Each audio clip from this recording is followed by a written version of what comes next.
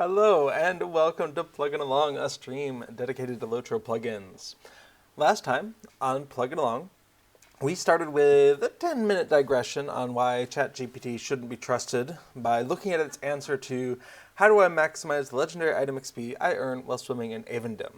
And then we moved back to the deed tracker plugin and we added all the obsolete Rune-keeper class deeds into the system. Today we're going to keep working through that list of inactive deeds. As always, feel free to jump into chat with your thoughts and questions. And in the meantime, Narnar says, hi, Narnar. Dodger Artful is there in chat as well. We're over here in Dol Amroth. Let's get a little HUD up. And we're going to be playing around with the deed tracker plugin. So if you're not familiar with it, the deed tracker plugin is a plugin that lets you track your completed deeds, hence the name. And what we're looking at right now is the, what we were doing last time was the not actively available deeds. And in fact, I am in Race and Social, but I want to be in class. Not actively available deeds. Right now, Deed Tracker thinks I am a Rune-keeper, even though I'm not. We've just hard-coded it to always believe I'm a Rune-keeper. And we can see those obsolete deeds here. Awesome. So we're going to keep adding those obsolete deeds. These are deeds that you cannot complete anymore, I think, but that plenty of characters out there exist that have completed them in the past.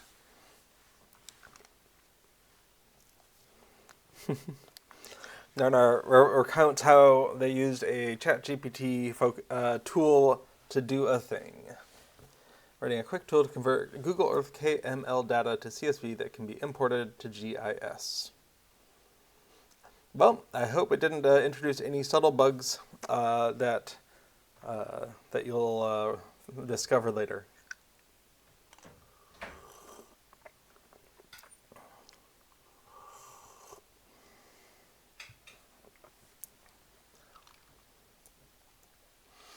Okay, so how are we doing this? We have received reports, and by we, I do mean me in this case. I've received reports from players with the output from Deed Tracker when it does an import. It'll say, hey, Deed Tracker did not recognize the following IDs. Please email this to lotrodeedtracker@gmail.com for inclusion in a future release. And then it just has a comma-separated list of IDs.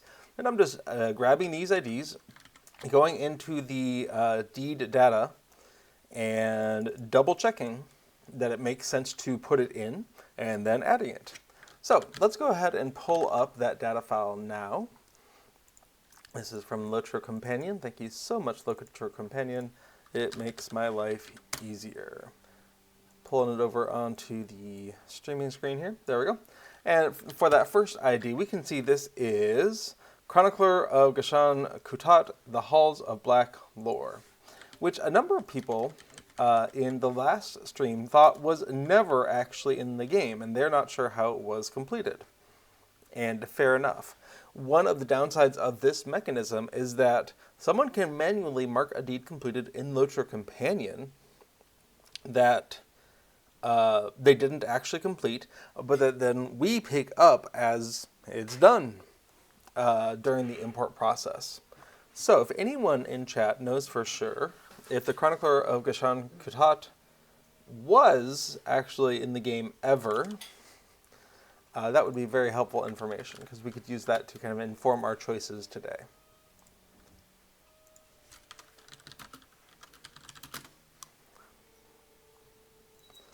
I'm just doing a quick little check on the wiki. And the wiki does not think this is an in-use deed, which makes sense. In fact, does it even say it is hidden? Hidden is true.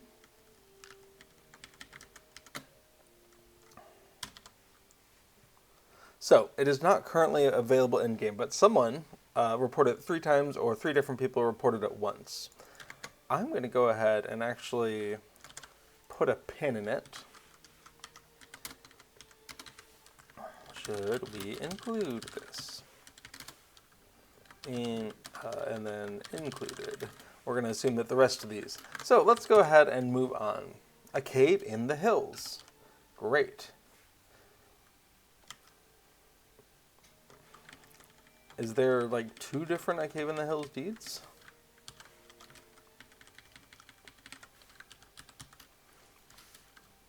Because that one's live in some version of this.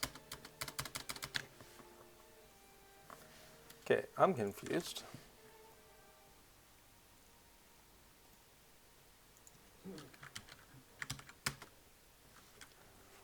Yeah.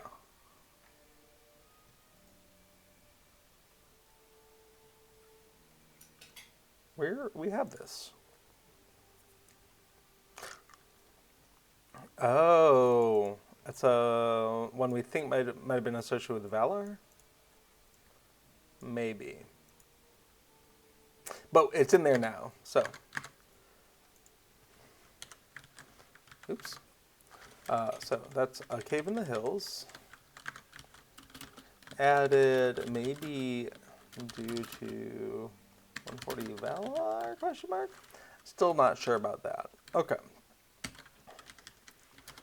Skipping. There we go. The rest of these are all one-offs. Only one person ever reported them. So we are going to just dig into them. We can see, though, that there's a sequential numbering system going on. 900, 901, 2, 3, 5, 6, 7, 9, 10, 11, 12, 13, 14, 15. So I'm going to say it is likely that these are all obsolete class deeds. And all the same class.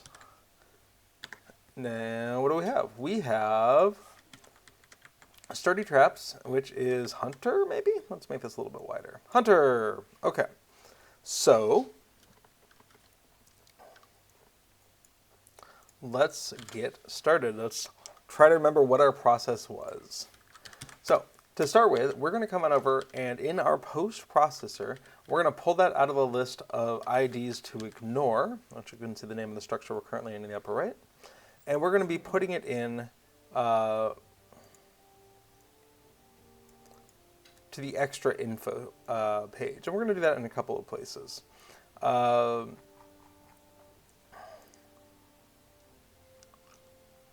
goodness. We're going to actually shrink down a couple of these. Okay, so for reasons, we're going to go ahead and be adding these things in here.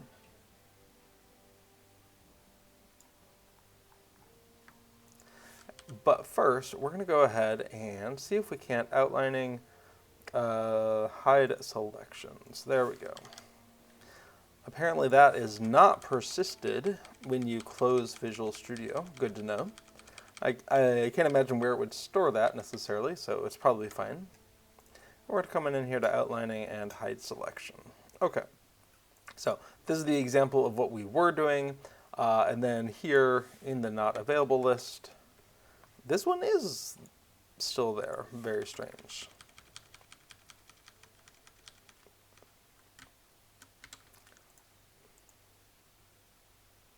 Hide selection. Question, says Dodger Artful.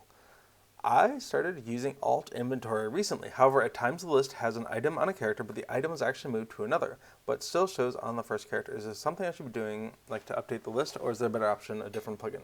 So there are 2 well-known plugins when it comes to managing this kind of thing. Alt Inventory and Kiki Inventory, I believe is the name of the other one.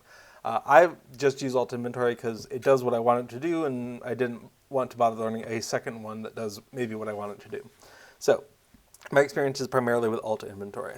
And you can do a couple of things. So first of all, let's go ahead and install this so we can see what we're looking at. So I'm going to go to the LOTRO Plugin Compendium.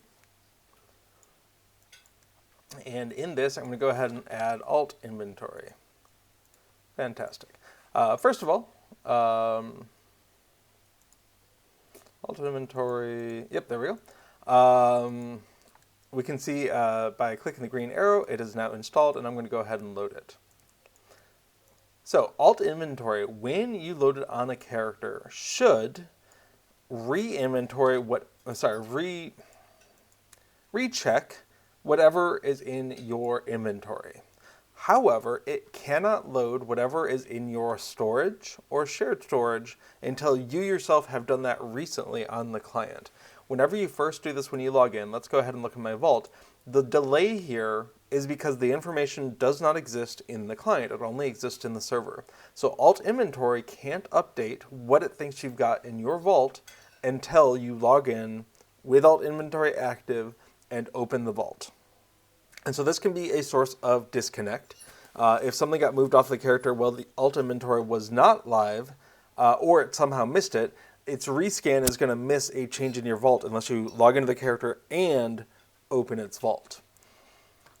If, for some reason, Alt Inventory still thinks that you have something on your character, then it is possible to purge that information from the data files. So if you go ahead and unload all, you don't want to change any plugin data files while the plugin is running. We can go into Lord of the Rings, this is Documents, Lord of the Rings Online plugin data.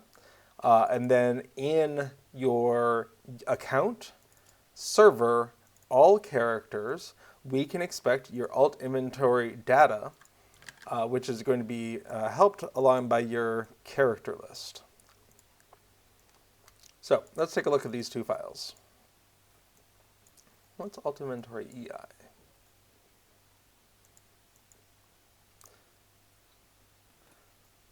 Possibly equipped items. Cool. So in here,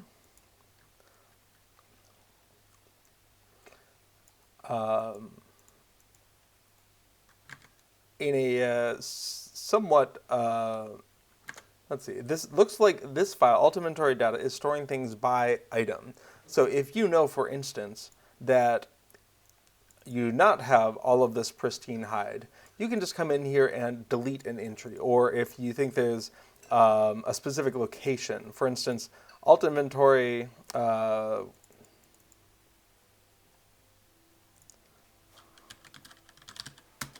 we can see Affodil Vault is a storage location. So if you're seeing the thing in the vault of Affodil, you can come in and manually delete an entry if you feel comfortable editing .plugin files. However, I recommend always keep a backup of the file before you start editing, and be very careful about commas. These commas in this file are important. Narnar is needed at work. Hope they come back in a bit. Well, we'll see you hopefully if you come on back. So this comma is super important, and if you delete it, the file will not load. So only go editing the plugin data route if you need to, but Alt Inventory will reconstruct all of this data. So what you can also do is just delete these files. Alt Inventory, we can just go ahead and delete anything called Alt Inventory in Treebeard all characters, and the next time I log into each of these characters, I'll just cycle through, log into the character and open my vault, it'll just rescan everything. So that is a thing you can do, and my Alt Inventory settings are unaffected by that because that is per character. So that's the thing you can do.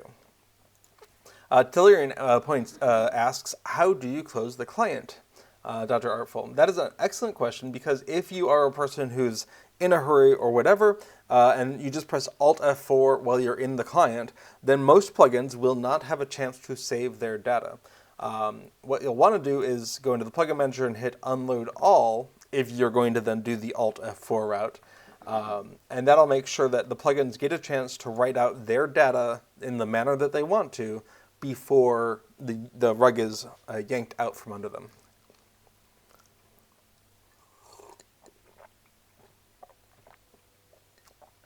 So, Dr. Artful, let me know if any of that makes sense, if it seems helpful.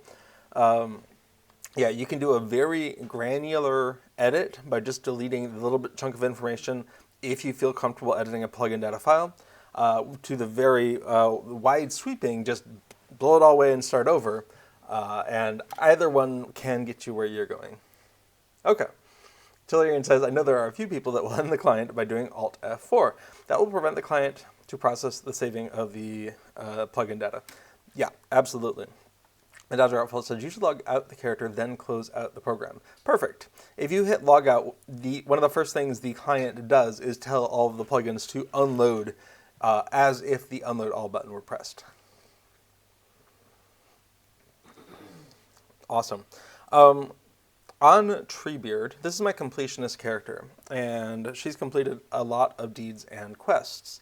And when you have a character where that is the case, it can increase the amount of time it takes to log out to get back to the character selection screen. And it will oftentimes be much faster to simply launch a new client and log in with the same character, which terminates the old character session. I can do that in probably less than a minute, whereas logging out completely might take several minutes. And one of the things I try to make sure I do in that case is unload all of my plugins first, so that they have a chance to save. Because if your character gets disconnected because another character logs in, LOTRO does not, I think, try to unload any of the plugins. It just says, oh, I'm done, and the client bails. And the client bailing is what we wanted. We don't want it to try to do its clean shutdown where it takes 5 minutes to log out. We just want it to be like, oh, never mind. And we can clean up later.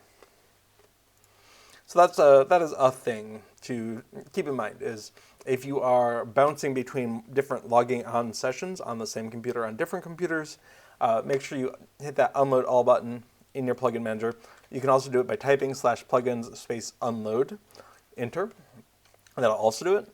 But either way, make sure those are unloaded before the client session is terminated, either by you, with Alt F4, or by logging in on another computer or on the same computer with a different client. All of those. Awesome. Great question. Thank you. I'd be delighted if you chime back in. Let us know how it goes with you. Okay. So, but that's one thing I think a lot of people don't necessarily know, is that your shared storage contents, your vault contents, and your wardrobe contents aren't pulled down from the server when you first log in. They're pulled down when you open that thing. And if you close your wardrobe and you haven't looked at it for a while, it's entirely possible the client will just sort of forget what's in there and that you'll have to do it again. I'm not sure if it retains that information for the full duration of your session. So yeah, if a plugin needs access to your vault specifically, or to your shared storage, just make sure you open those up. Great. Okay, so we are looking at deed tracker. So what we've noticed is that this first deed is a hunter deed. And so we're going to need to pretend like we are a hunter. So this is a hunter, and we wanted to go ahead and know that this is a hunter level 1. No wonder it's completed. So we're going to do a couple of things here. We're going to go make sure this is marked as a class until we programmatically have that data. And this is going to be a hunter. So what we want to do is open up our spreadsheet that tells us what we're doing. You know what? I'm going to go ahead and clean that up for right now. Great. Okay, so in source files, we're coming into class race epic. There's one sheet for each of the tabs in game. Apparently Little Redhead has some food that is of interest to cats because they are hunting her. Okay, so what we want to do is we want to go ahead and have a new category. So this is going to be hunter. If we wanted to, we could make this in alphabetical order. GHLM. Yeah, okay. That seems consistent with, no. That seems consistent with how the game does it. I'm just realizing that some of that's under my head. And so we're going to go ahead and move this up here. Okay, now we need a category for hunter. We need to translate this name. So we're going to come on into deed categories. 318 equals and this is going to be hunter.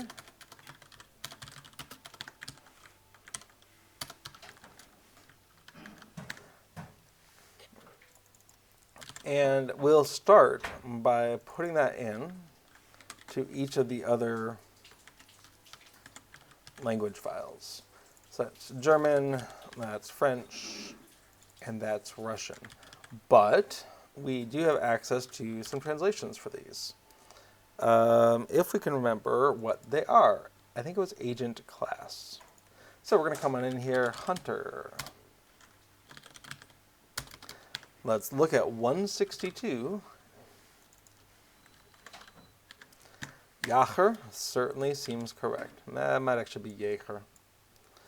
I have a dreadful time sorting out the vowel pronunciations in German, which is a problem because my community choir sings some songs with German lyrics, and I think that A with an umlaut over it is sounds like, yeah, A. But Tellurian, feel free to correct me if it's painful to listen to.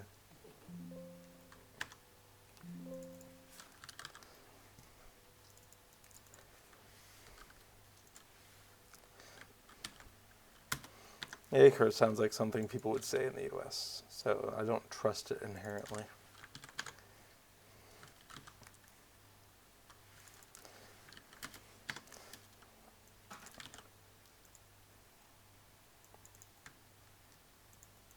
Okay, so we have our categories there. And so we know that that is 318. Awesome. So we can guess that all of these are going to be hunters. So that's 1, 2, 3, 4, 5, 6, 7, 8, 9, 10, 11, 12, 13, 14. So we're going to need space to work with. 1, 2, 3, 4, 5, 6, 7, 8, 9, 10, 11, 12, 13, 14. We're going to go ahead and insert it and then clear the bold that was probably stuck on there. All right. At that point, we can go ahead and bring this down as a preliminary process, and we're good to go. So what we want to do is grab that ID, grab that name,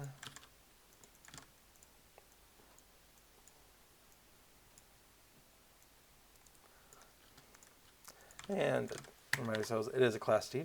And then we're going to make sure that everything over here happened. Inside of there, it is here. It is, oh, we need the hunter class. Hunter is number 162. Well, that makes sense. Instead of 185. Casper, are you begging for her food still? Just because it had fish in it. Okay, so we do want to go ahead for our own reference, bring this back, this comment, to show that we've done it and we can expect that to be in there. And in fact, we can do a test here. We're going to need to hard code that we are a hunter, and then we're going to unload the tracker, and we're going to come in and run our post processor. And while we do that, I'm going to take a drink.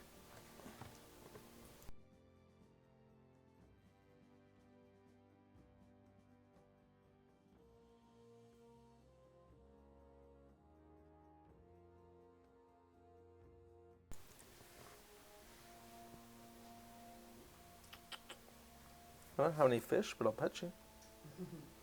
None an attractive offer? All right. Okay, sturdy traps is not found in the lookup table. Well, what did I do wrong?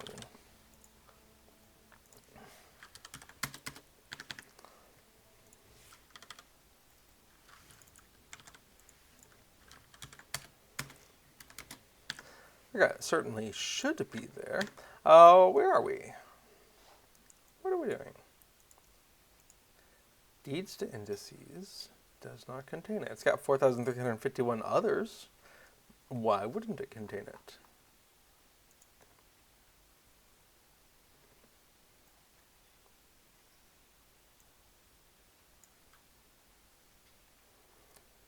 I wasn't expecting that. Right, deed data to file.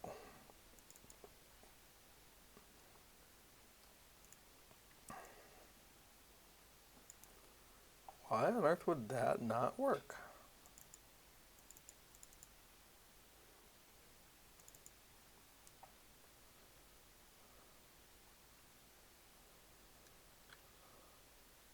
We're iterating through all the deeds.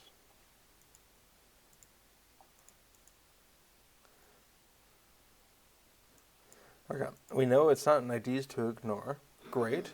Okay, deed to indices lookup. We should look this up. What's going on with this? Is it only 4,000? Okay, yeah. 737. So that should be about 5,000. That seems about right. Let's see. 5088 minus 737. Yeah, okay. That number is correct. And IDs to ignore doesn't have it, therefore it should be in there. Let's take a look. How many deeds are we expecting here? 5,088. Okay. So that's bonkers. Why would it not?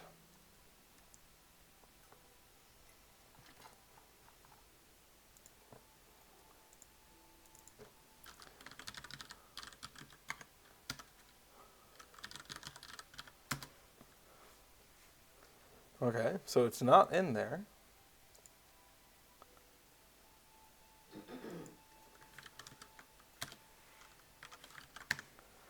What about something else?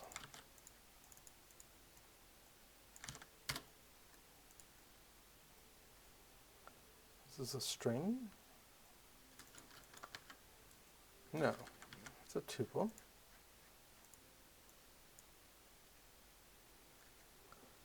Key not found exception. Well, that's wrong.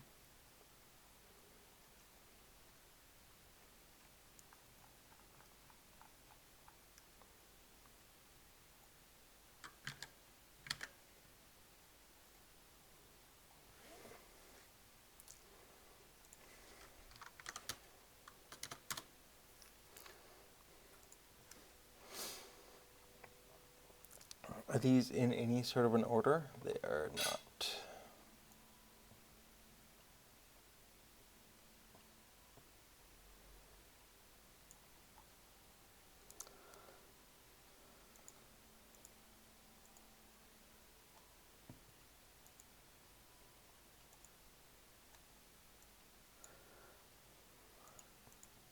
Can they be? That'd be pretty cool. Hey, export to CSV. All right, let's do it.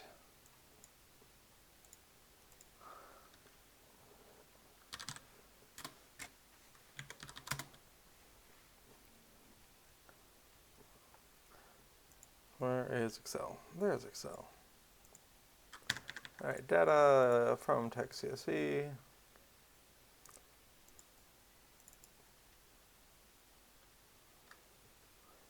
And we're getting all this in, so we're just going to go ahead and load that. Cool. I haven't played around with this style of visualizing a dictionary before.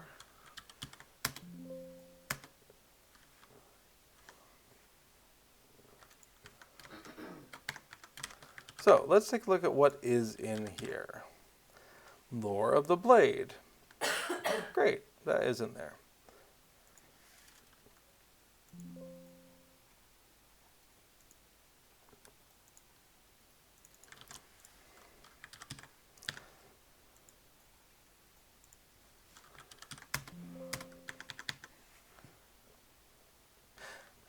Of course, I know what I did wrong. I didn't actually do what I was supposed to do. This is what I get for rushing through it. And this deed info.lua is sort of the core table that says this is all the stuff we're going to be working with. And why we are generating all of this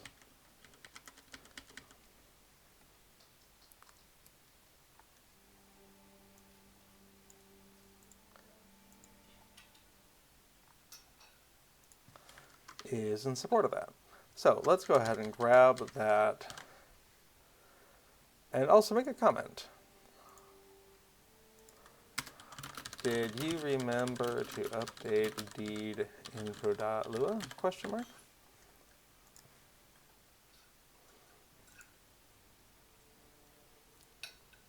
And in fact, in just a moment, I'll add that to a different place. Okay, so deed info. What we want is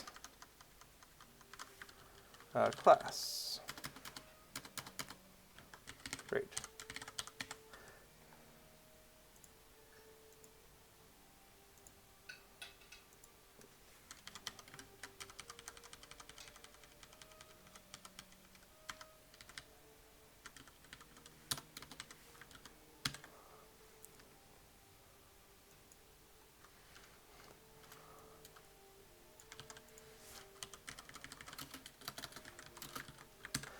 All right, so what we just discovered, we're going to encode in that exception so that the next time this happens, we'll be like, oh yeah, we need to update datainfo.lua instead of having to search around in the code for a minute. Hey, kiddo. I don't have any food either. I've got water. You've got that.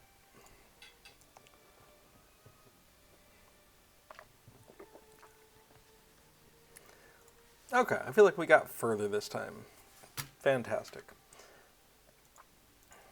Let's come into deed tracker, coming down to the bottom of class deeds. We no longer see the Rune-keeper stuff, and we do see sturdy traps obsolete. Fantastic. Let's go ahead and turn on our experimental tooltips. Should probably stop calling them experimental. Use a set trap or set snare skill 350 times. Lovely. Okay, so we've remembered what we're doing here. Everything's going to be in order. And we can come on back and grab this comment if we didn't already have it. I think we already had it. You know, fork, I keep clicking on you and I don't want to. Okay. Yep, sturdy traps. So let's move on to the next hunter deed, or what I assume is going to be a hunter deed.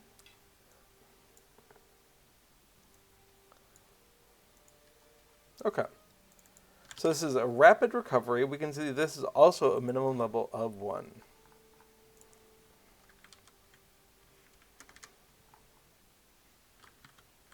And we're going to put these lines I deleted back because we're going to need them. Okay, so this is a rapid recovery.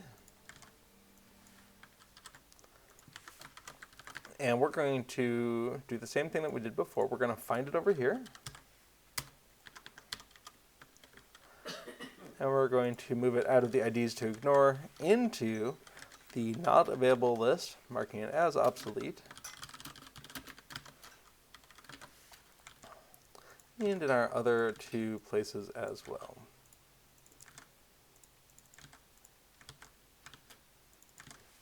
Great. We've got our comment.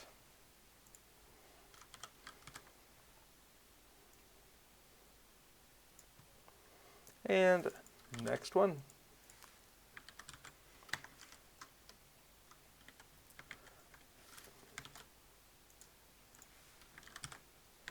Bard Fury. This is also level 1.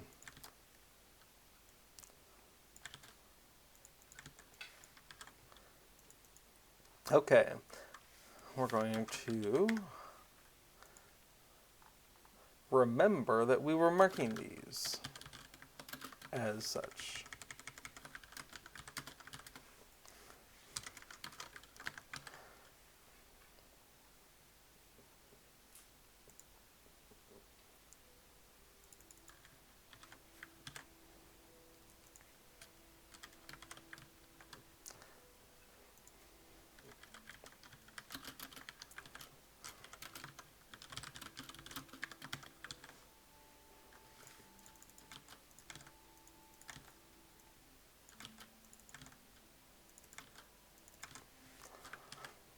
Okay, next up, oops.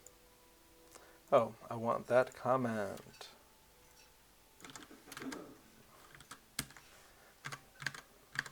Great.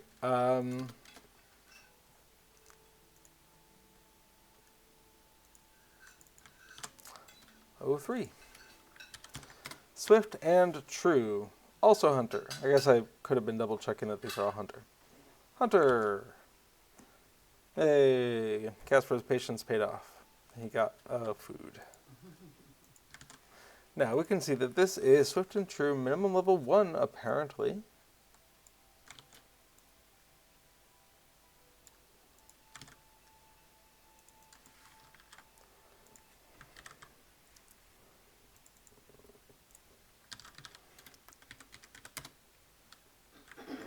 And then we can see his class. Okay, I just want to make sure that the class category was what we were expecting. Okay. Swift and True. Level 1.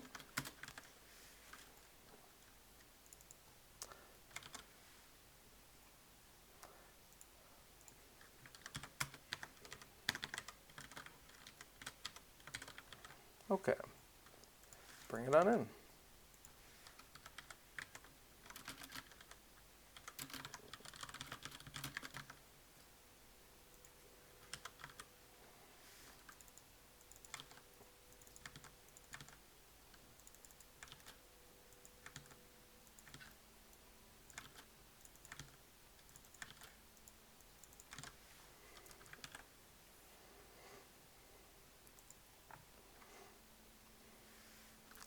Next up, after I remember this, 5. There is no 4. Fascinating. We're going to come on down here to Strong Draw. This is a minimum level 10.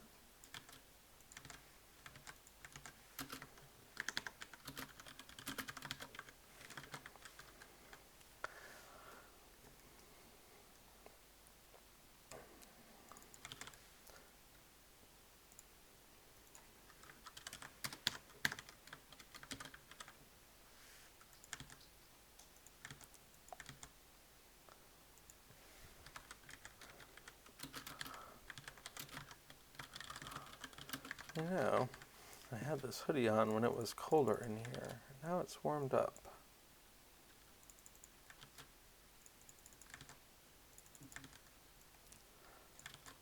Tempted to remove it.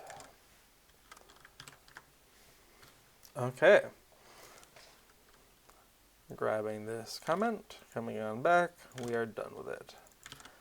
06. That's going to be heightened senses. This is also minimum level 10. I do appreciate it when they add the deeds in some sort of reasonable order.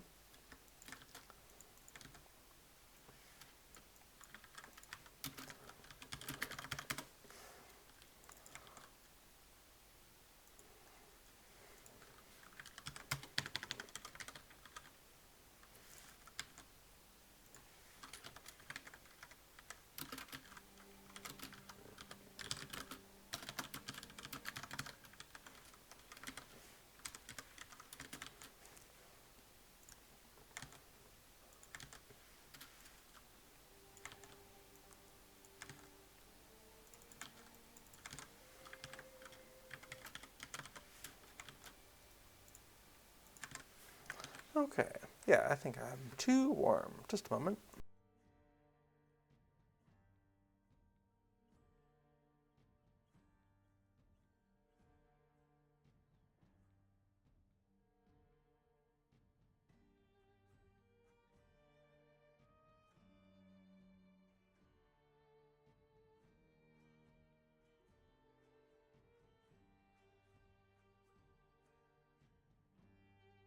That was very exciting. Casper went, or one of the cats went running.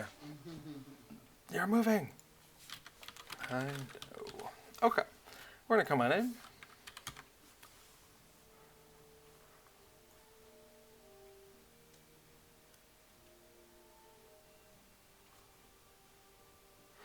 Lane says, sorry, I had to defend Gandaman single-handed. I feel your efforts.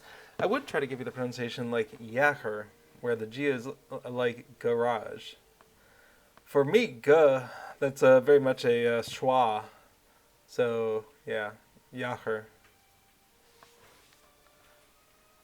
But you're thinking more like Yaher? Oh, garage, like the English pronunciation of it, maybe.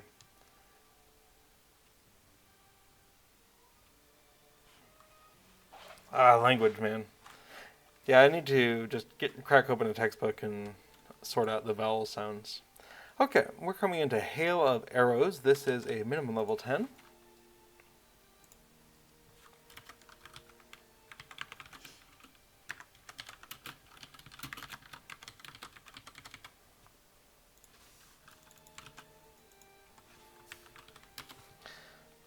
Yeah, I have a feeling it's garage in British English and garage in American English, which makes using garage or garage for a vowel check tricky.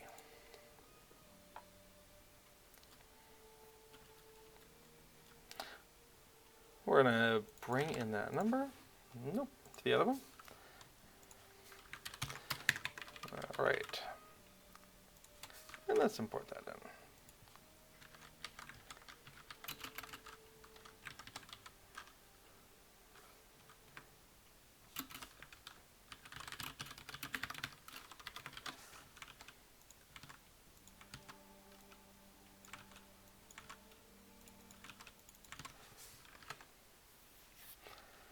Okay. Oh, the first G. Okay. Awesome. Oh, where the G is like in garage. I read that as where the. Nah, I was reading it as the A. Yeah. No worries. Yeah, it's the vowel sound of the A umlaut that I have trouble with more than anything else. All right, let's grab this comment.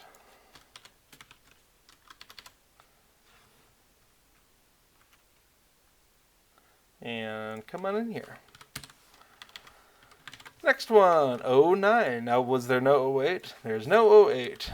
Very strange. This is going to be a level 20 deed.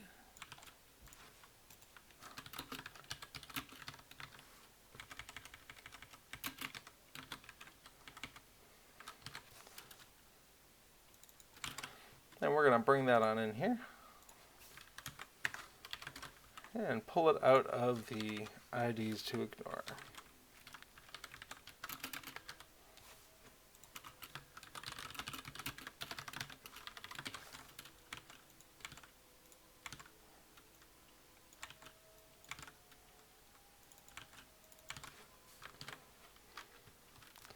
All right, then we've got our comment. So we're done with that. And we're making pretty good progress here because we're able to do this kind of on autopilot. When we get down to the chicken session plays ones, I think we're going to have to add I think we're going to choose to add actual code to deed tracker so that it understands the concept of deeds that should never be marked completed in LOTRO Companion, and if they are, that's not our problem, and we're not going to pay attention. Possibly even tell the person, hey, you marked this, but...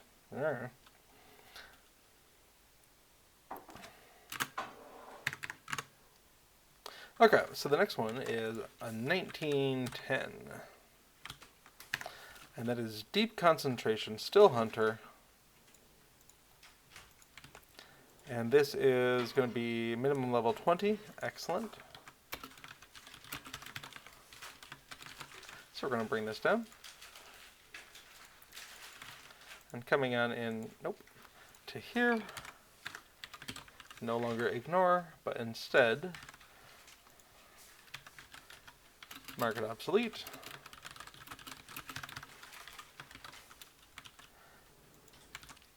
And mark it as a class deed.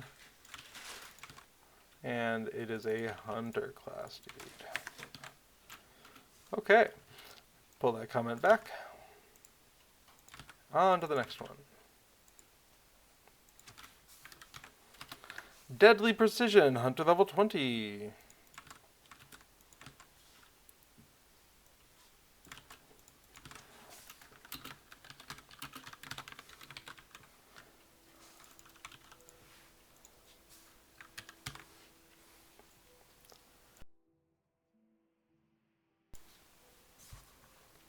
All right, so Tolarian says, say yeah, and that's a good way to start Jagger. Okay, I could do that. What was the song we were singing? We're singing some medley. Hang on.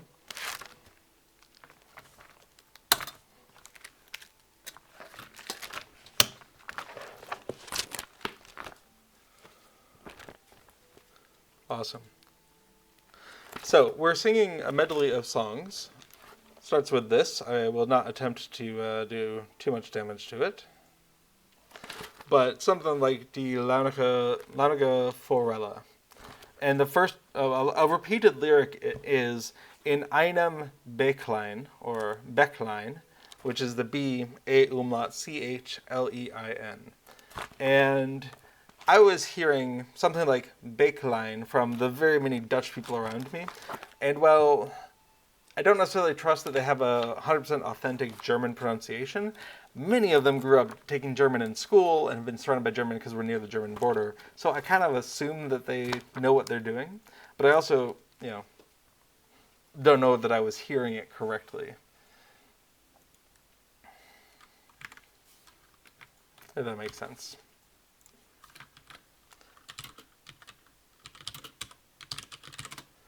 So let me see if I can put that in here.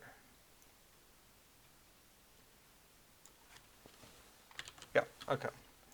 For Tolarian.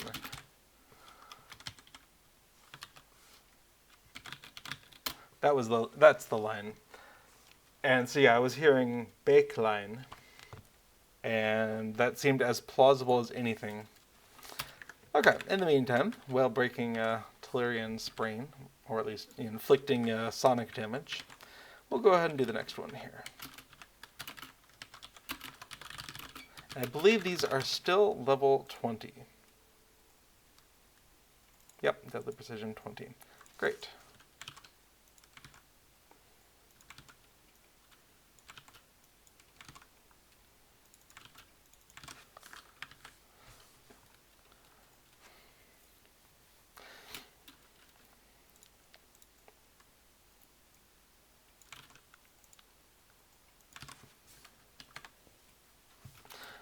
All right, moving on to 12.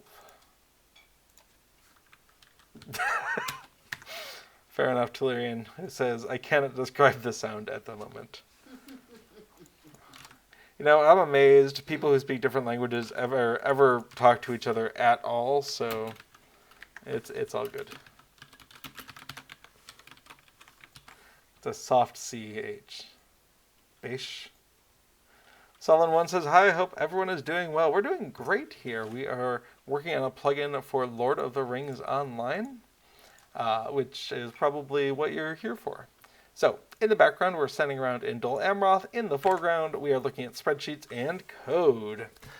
In this case, we are working on the deed tracker plugin, and we're adding in some of the obsolete deeds that some characters out there have completed, but you can't actively complete as you're running around in the game right now. They're no longer available in the game. So, for reasons, I tend to start my code generation in Excel, but I have a post processor here that thinks we're ignoring this deed, but now we no longer want to ignore it, so we'll remove it from the list on the right, and instead we're going to mark it as obsolete, which is number 2 in this case. And we'll also mark it as a class deed and as a hunter deed. One of these days I should really fix the fact that I'm using so many magic numbers in this. But I am hoping to get rid of these 2 tables in the near future completely. This is just not the time to do it. Okay, so having done that, and did we? Yes, that is level 120. Sorry, level 20. So we're going to call that one done, and we're going to come on to the next one.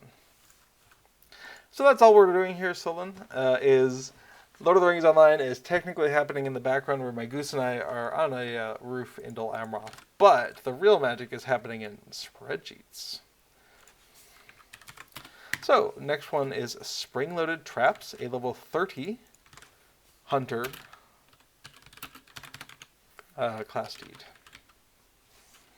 So, same thing.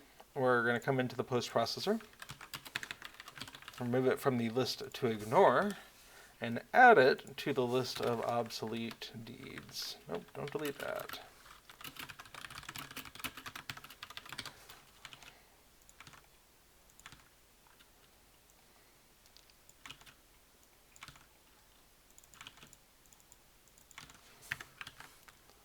Also, Tellurian is trying to correct my German pronunciation, which is a uphill battle if I've ever heard one. Okay.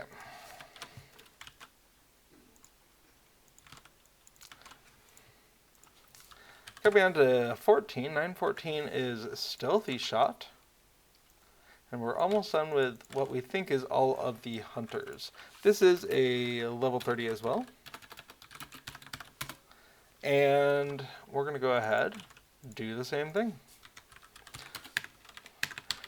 Now the post processor is here, and it has a long list of deeds to ignore because historically there have been deeds that have just been removed from the game or never made it into the game, and we don't want those to show up in the deed tracker unless it's useful for someone to see it. I actually included a deed the other release that several people were like, oh, we never got tiers 4 or 5 for that instance. And I was like, well, that's cool. I've never played that instance, so I will take your word for it. But that was the kind of thing where they added the deed to the data files long before the decision was made to either include it or not. And so the deed's there, but in the data files, but it's not actively achievable by any character. And if that's the case, we don't want deed tracker to pay attention to it. Then people will be like, how do I complete this deed? As they did for the Critter Slayer, I think, deed for so long, because I had included it, but it wasn't actually a thing. And they were sad. Okay. The last one, we think, of the hunters is also level 30.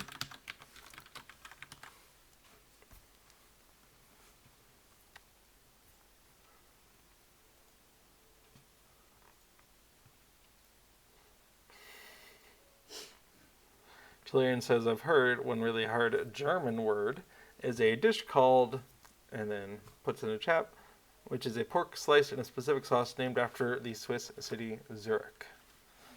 Julian kindly says I don't need to try that one out. I actually might make a text-to-speech do that for me.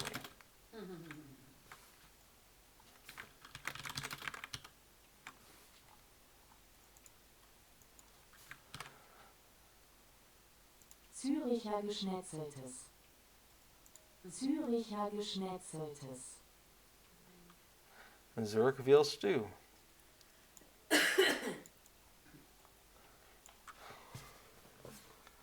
Although Google thinks it should be Z-U-U-M-A-T-R-C-H-E-R. But since it's got the little AI symbol, I assume it is wrong. Züricher Geschnetzeltes. Züricher Geschnetzeltes. Right. One Dutch word I like because it sounds long, but it's pretty understandable. Woningbouwvereniging. Woningbouwverenigingen. Sure. If you're going to say the ingen. So there you go. Woningbouwvereniging is a word that amuses me for no good reason. It doesn't mean anything special. It's just a housing association. But knowing Dutch, you can break it up into woning, place you live, bouw, building, vereniging, association or comport, plural, and so yeah, it's not too bad. Okay, moving on. 915. We're gonna come on in here. Woning, bouw, vereniging.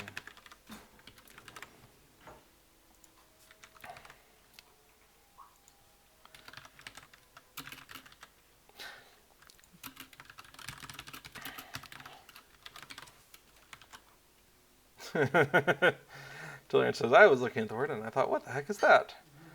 Yeah. Germans aren't the only ones who get to make compound nouns. They're just famous for doing it. Now, German, of course, has some extremely long words, but one of the things I like about voting by Vereiniging is that it is used in, if not daily conversation, like it's a thing lots of people have to deal with lots of the time. If you live in like an apartment complex style thing, you probably have to deal with one of these. Or if you live in subsidized housing, you probably have to deal with one of these. So a lot of people have to deal with this thing on a occasional basis. So it's not like sorry, I'm getting distracted. Little Redhead, do you know there's a giant stomping things on your screen? Yeah, it's fine. Oh, right. It's a Adventures of Bilbo. Okay. He's doing the recording. Yeah, Delirian, as it was pronounced, and you looked closer, you could see the chunks that correspond to the same words in Dutch and German, but spelled a little differently. Yeah, Wohnung, Bau, Reinigung. Okay, 915, 915, 915. Great, let's take that. And I'm going to double check what the next one is, but I'm going to assume that it is not Hunter related. And if that's the case, all good. It starts the chicken session play. So what we're going to do is we're going to go ahead and update our deedinfo.lua and then regenerate using the post processor all of the data file and make sure everything looks good.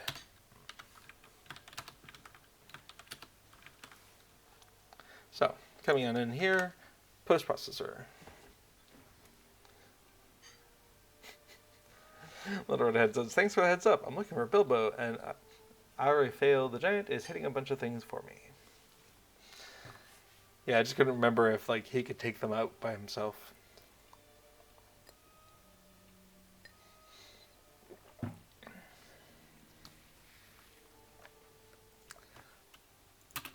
Okay, so what we want to do is come on into DTracker, unload and load, and what we're hoping to see is each of the deeds that we just added show up, and we're gonna come on into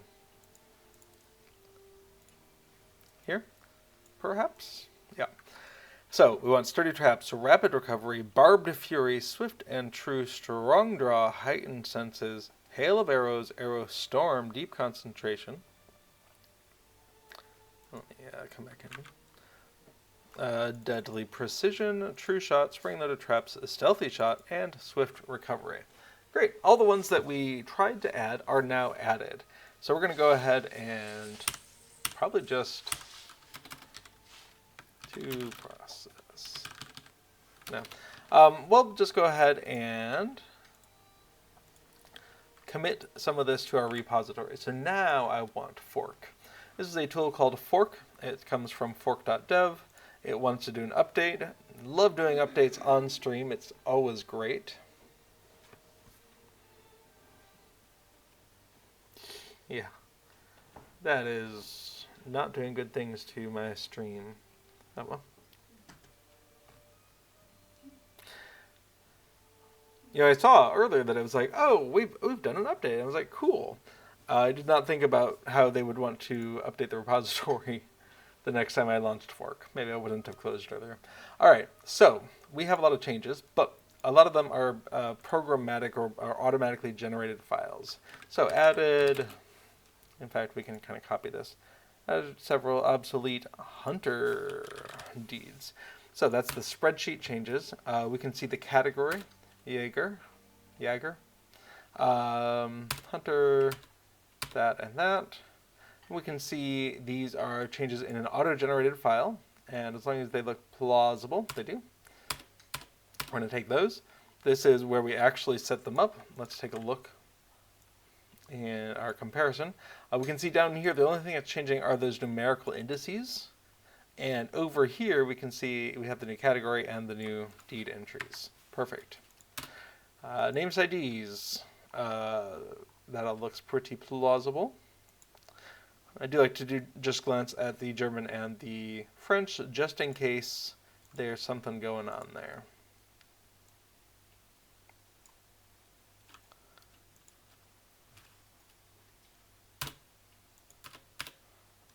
Okay, and deed objectives. This is how we get those custom hoverovers. Looks pretty plausible. So we're going to take that. We're going to take the to-do file changes, but we will not take the hard-coded I am a hunter. Awesome. Cool. So we've kind of taken a snapshot, or we have committed our changes. Now we can move on to the next thing. So what's the next thing? So this is a Shire Explorer, and it requires being in session play.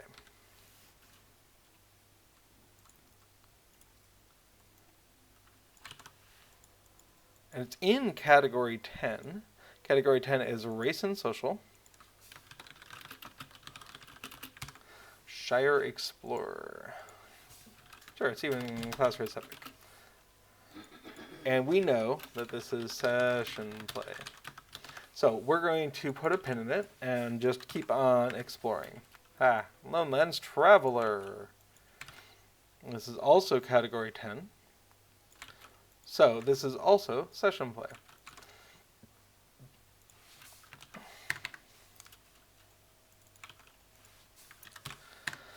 Evendim Traveler.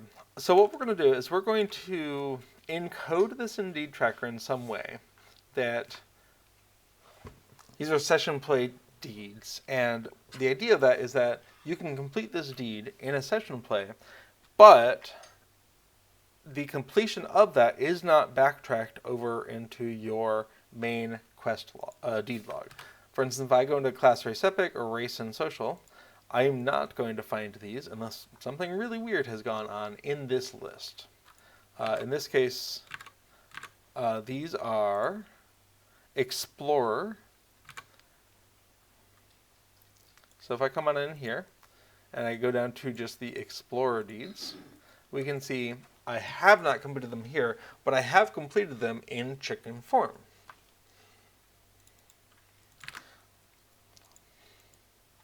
So we're going to go ahead and mark that as Evendim Traveler and come on in and do the next one.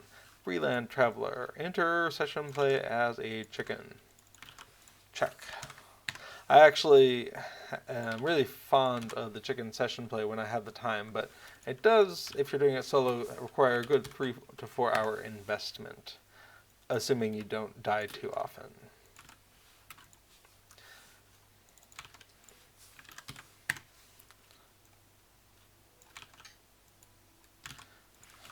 Session play. Alright, Airline Explorer.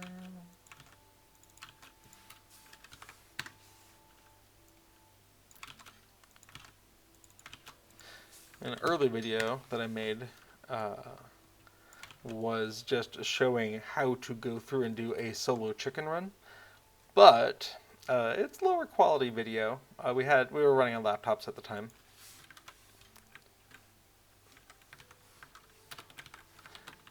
So I wouldn't be opposed to updating that.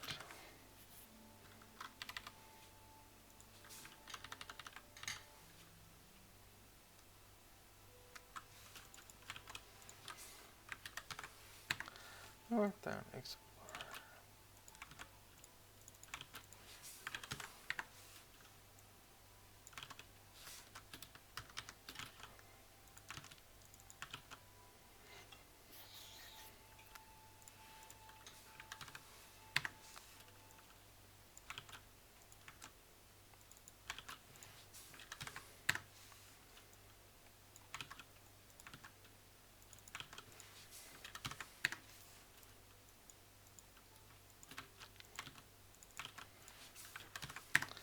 Heart of the Bard. Okay, we're down to more Hunter.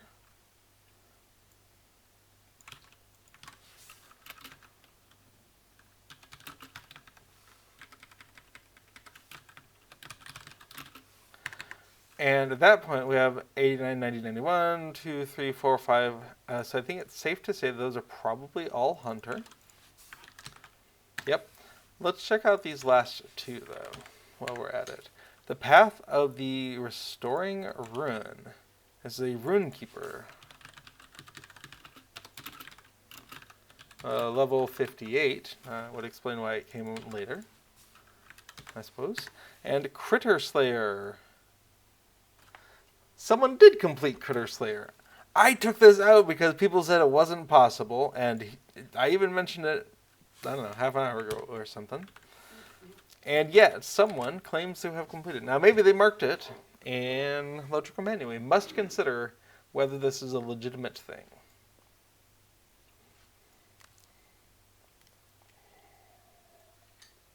Well, if you are watching in chat and you have completed Good and Bad Critter Slayer, please let me know, because I am curious now. I haven't gotten a character to Gundabad in order to do the thing. Okay. Let's go ahead and look at these. When we do the import,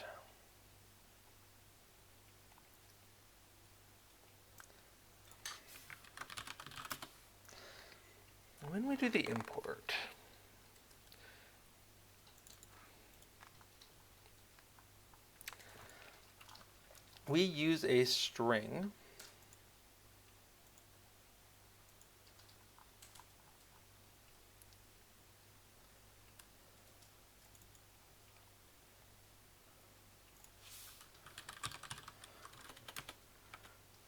import completed deeds. Did not recognize the following deeds. That's what we want.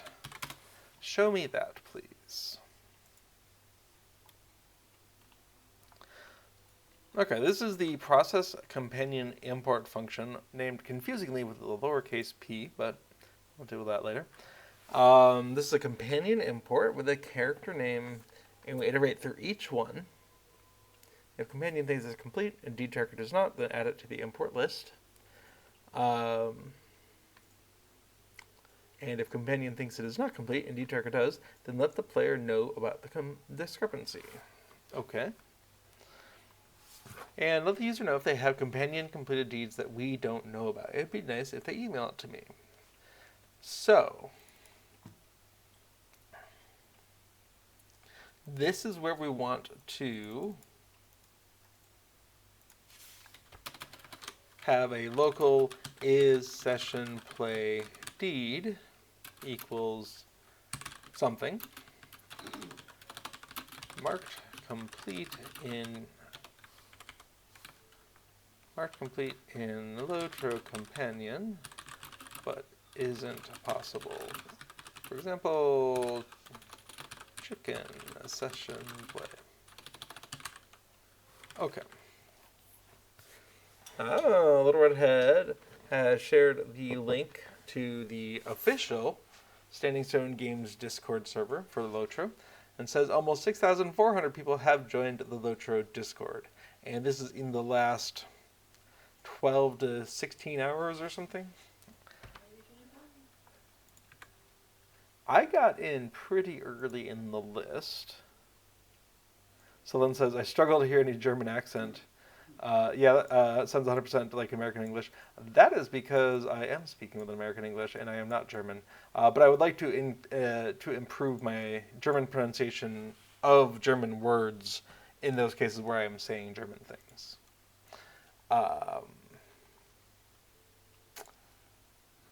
Alright, I am just curious. If I go to the official LOTRO Discord server and scroll on back to the... You are the first, 11th member to join. Show me that message.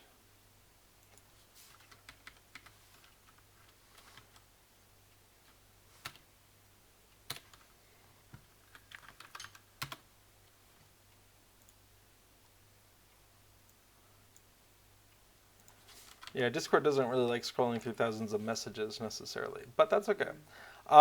Starting. Oh, yeah. Technically, members of SSG's staff have had access to this Discord since January 24. So about 2.5 weeks ago. But I think people didn't really start joining en masse. They had to have the the mods in there first. So Cord made a post there February 9, but the horde didn't start until yesterday at 16:36 our time. Yesterday morning about 8:30 in the morning, it looks like. No, 10:30 in the morning. Drono got in there real fast. And Druid's Fire. Lots of people were on the ball here. Awesome. Okay. I'm going to exit a Discord because it is distracting.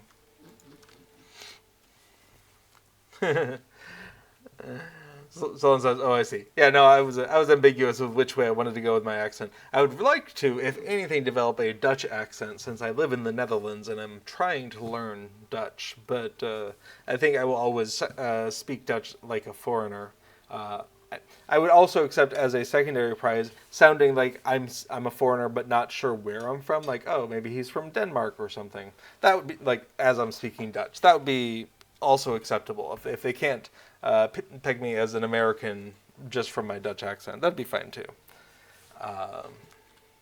So if I sounded like a German-speaking Dutch, that feels like an improvement in my mind. Okay, so we want to have a list of session play deeds, and it might be useful to have this somewhere. Let's put it in data files. Let's make a new file, and we're going to call it session play deed IDs. And just like in other global files here, we're just going to make a global thing, probably the same thing. Session play deed IDs equals this. And I don't know that we need it to be any more complicated than just the list of IDs.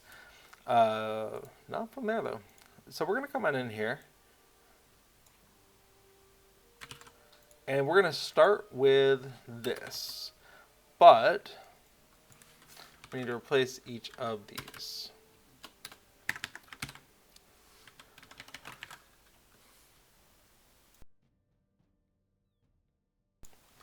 And the comments need to get fixed up as well.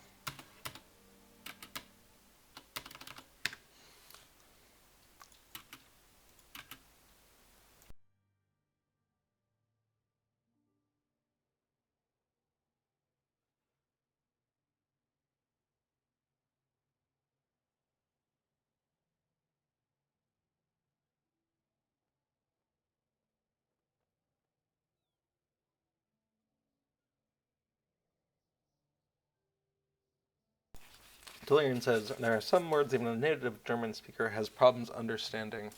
I'd also assume that since Germany is such a large place that there's regional accents that make people with different accents understanding each other a little bit more challenging. The United States certainly has that, and even the Netherlands, small though it might be, has distinct pockets like Frisian or Friesland, where people who are growing up with Frisian, who are also learning Dutch, will sound like it apparently. Though my ear doesn't pick it out as readily as other people's who have more experience with that. Okay, so we want to go ahead and import this in our main file.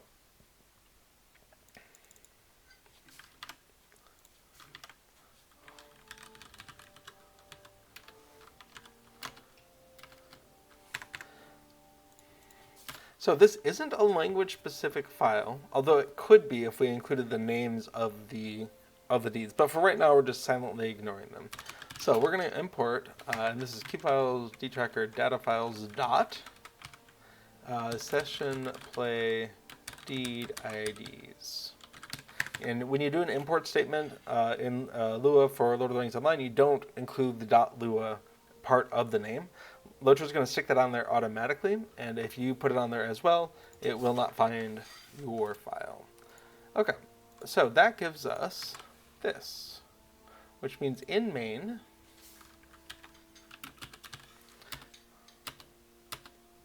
there we go, we can come back in and say data files dot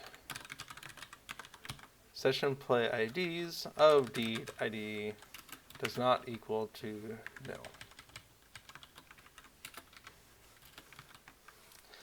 So if it is not SD present D tracker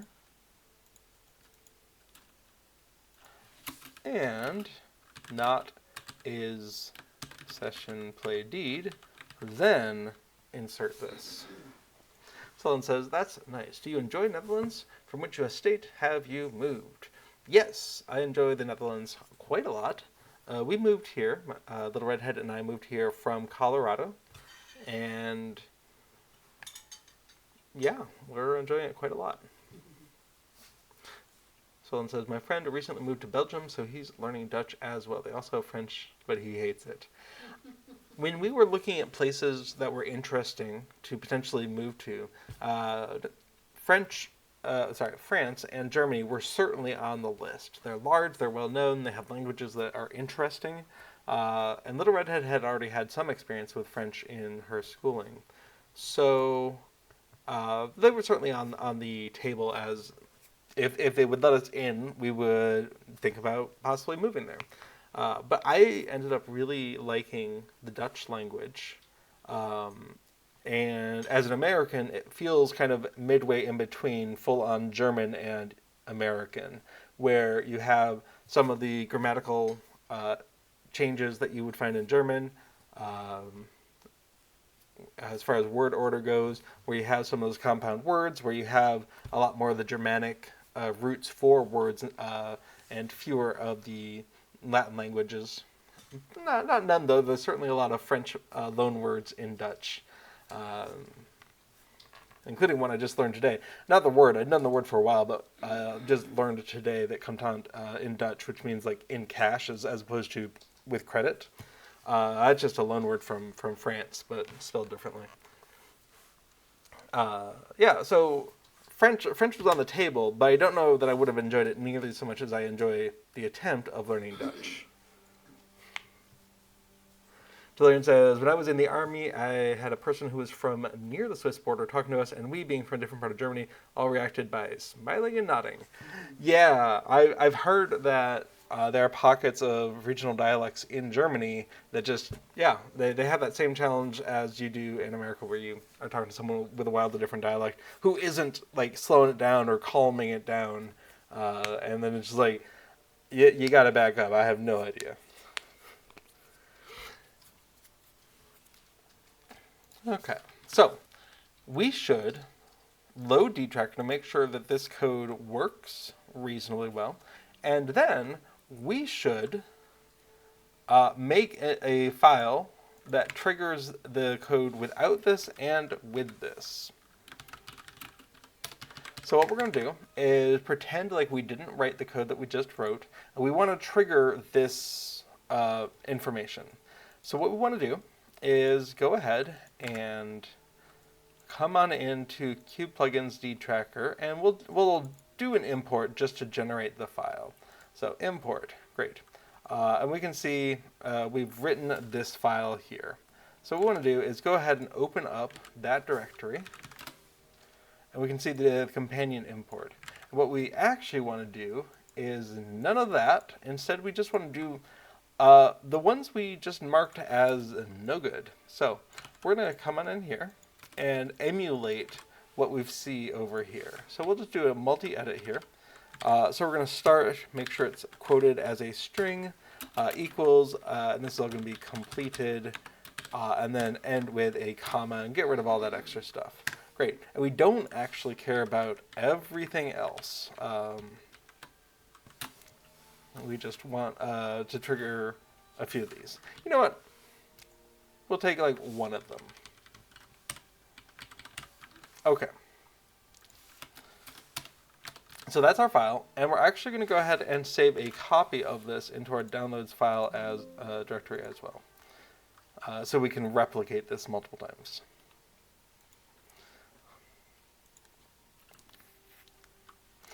Little Redhead says there's a grammatical thing, inversi, which means inversion. It's swapping the place of two words in a sentence. And points out there's a bunch of what we call easy mode words for us American English speakers to learn. And that's certainly true. And then, especially when it comes to grammar, there's a lookup table in our textbook that's like, here's the Dutch word for it, and then here's the Latin-inspired word for it. And as I go down the Latin column, it's like, yep, I know that one, and that one, and that one, and that one. So, bijvoeglijk naamwoord is adjectief. And it's like, oh yeah, okay. Adjectief, I know adjectief. Bijvoeglijk naamwoord, not so much. Bijwoord, adverbium. Cool. The Latin term is great. And it's just like that the whole way down. Voorzetsel is a word that I need to have drilled in my head because it means preposition or prepositie. So it's super important. So all the Dutch ones, which have that Germanic root, are really important to learn. But it's really nice to know that if I'm talking about grammar and I fall back to a Dutchified version of the English word I know, it's probably going to be what I need it to be. Verbum instead of verb. Cool. Rock on. Okay, so we're going to go ahead and load DTracker, and we can see DTracker did not recognize the following deeds. Please email this to lotrodtracker@gmail.com. And all the birds of Forakel was the one deed I selected. Awesome. Now, whenever... This is a one-shot, so we've unloaded this file, and so this file is empty. So what we want to do is replace it for further testing with the contents that we saved off, which I've got off screen here. So there we go. That's the file. And we're going to go ahead and make the code change that we were talking about making. And that is not a session play deed. Then do the thing. Okay, so we can see all the birds of Forakel are in there. But it still told me the thing. What's going on that? Turbine.shell.write line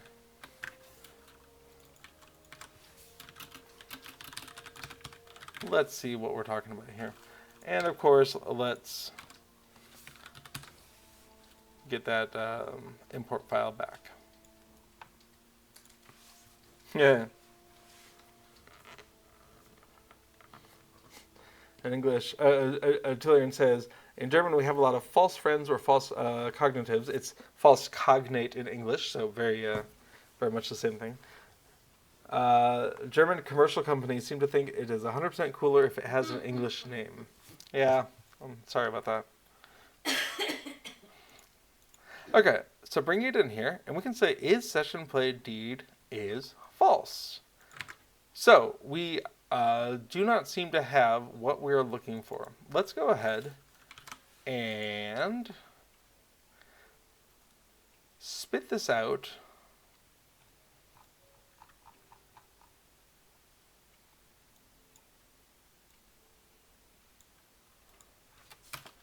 Okay, so turbine.shell.writeline, and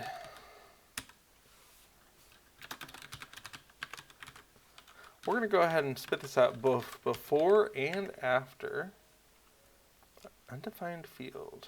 Have I done something wrong? We're going to find that out. Okay, before is not there. After, aha. I implicitly added them to a table, which means we can't look them up by this ID. What we actually wanted was something more like this equals true or something. Just is the entry in there.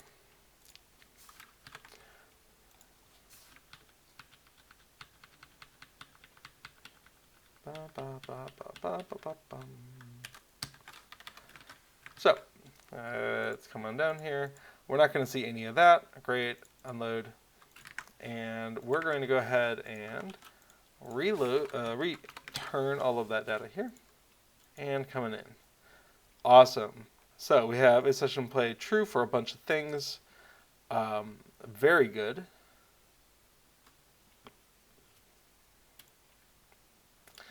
And then it would be nice if I had a deed that I haven't completed, but I've told it, I've lied to it and said I have. So let's come in here and find City Watch Bank. And let's pretend like I have completed this. Oh no, the opposite. City Watch Armory.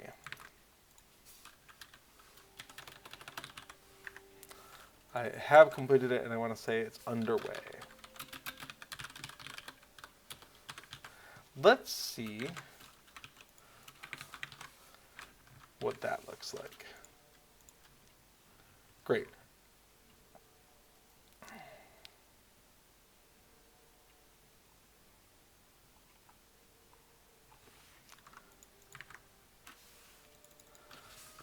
Okay, that was strange. What are we looking for here? Oh, of course.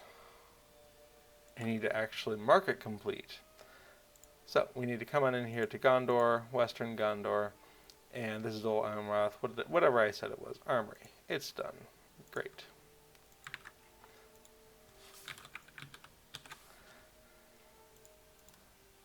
There we go. So we're testing that everything gets populated correctly still. Julian says, best example is public viewing. Oh, what happened to my camera?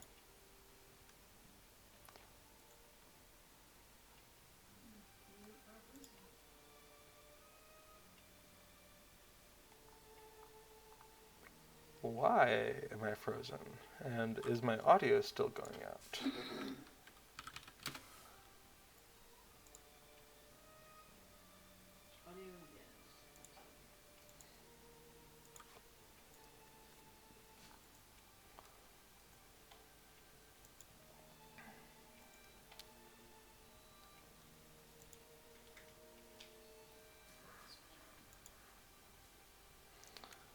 When in doubt, turn it on and off again. Okay. Yeah, Julian says best example is quote-unquote public viewing, which, if my sources are correct, is a dead person being presented so people may see them a last time. Yeah, fair enough. If you hear public viewing in German, it is meant to be a public event to watch something going on, for instance, football, put on a really big screen. And handy, which is an often used term for mobile or cell phones. Yeah, that one could get you into trouble if you tried to use it in a product description out of context. Okay, so it thinks LOTRO Companion says that we have completed all the birds of Forkel, so we could import that. It thinks we have marked it as complete, and LOTRO Companion doesn't think so. Awesome. We didn't see anything spit out about those session plays. Perfect. That's really cool. Let's go ahead and come on back to our source control and see how this is. Added session play deeds, so import knows not to report them. Sounds good. So we've got that. Did I actually delete them from the to-do list? I did not. To be included. Not that. We need that. And this is it. Marked complete LOTRO Companion, but it isn't possible. EG session. Check session play. Is session play deed. And it is not a session play deed. Great, love it. Still don't want to have a fixed class number, so we are going to commit to just those 3 changes. Very cool. So that brings us almost to the end of the list. So what I'm hoping to do is at least finish up the hunter deeds here, and then I might call this or bring the stream to an end at that point. We'll have done an amazing job clearing out this backlog, and my hope is that I can then send an email back to people who reported this and say, good news, it's going into the next release. Those people who reported on Discord, I can reply to them there. and at least give people a sense that there's some progress being made on this, that they're not just shooting this into the void. Okay. Hunter, Heart of the Bard. So what we want to do is... Oh, we don't need to do the post processor at all because that was already taken care of. Okay.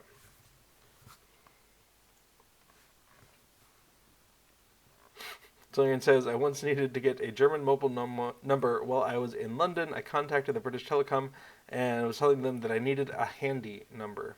Luckily, the person on the other end understood what I was trying to say. I imagine that department gets that a lot, yeah.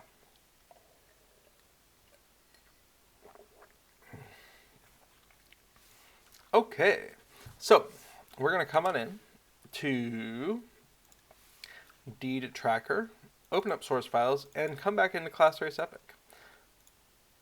And we're going to come on down.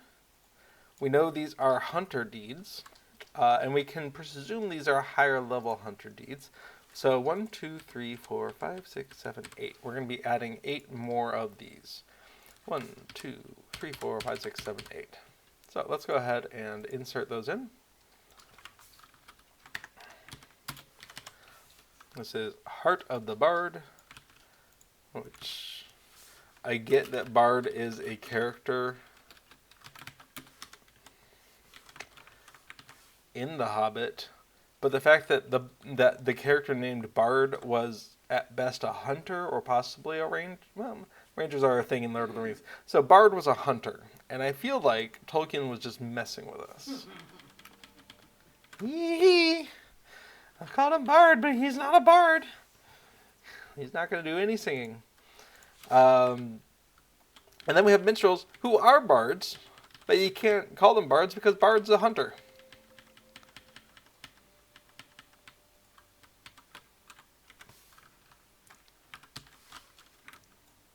So thanks, Tolkien. Thanks for that. Okay, we're going to come on in to our post processor, find that entry, and excise it out, bring it on over here. Let's do it all over again. And I think we said this was a level 50. And we even meant it. Okay.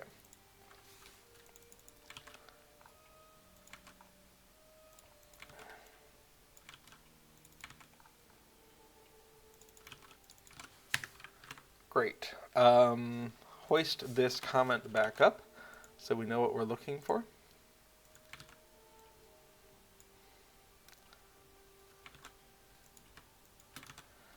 And on to the next one.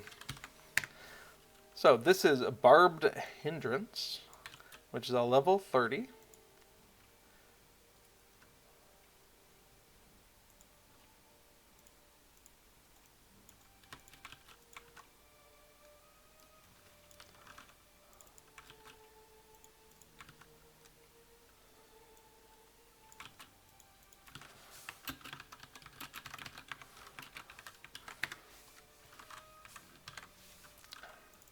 So, back to the post processor.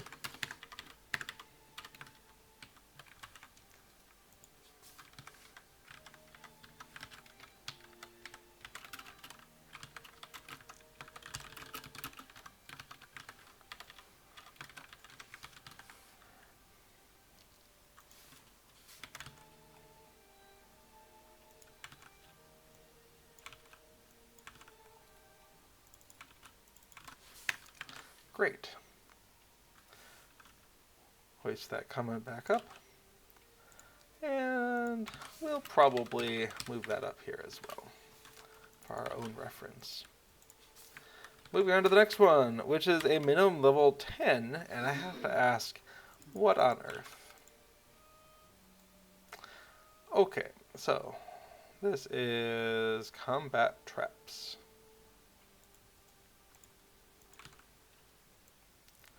Alright, pre-adding all of those rows may not have gotten us much.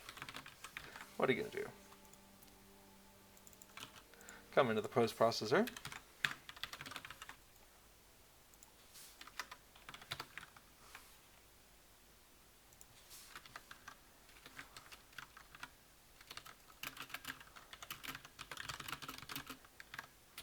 I think I said hunter level 10, as hard as that is to believe.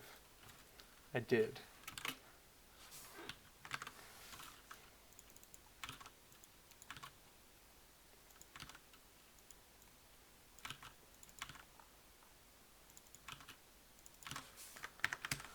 Okay, so place that comment. And then coming back in.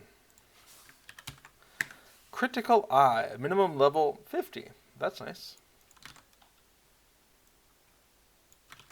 Guess I should be casting a Critical Eye to make sure it's still Hunter. It is still Hunter.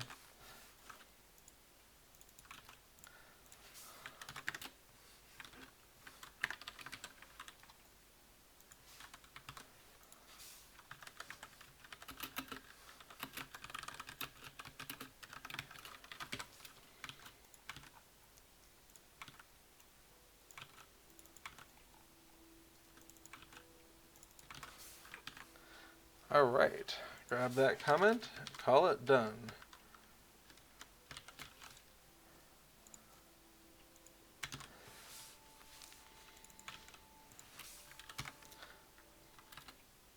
Shot through the heart. It's level 50.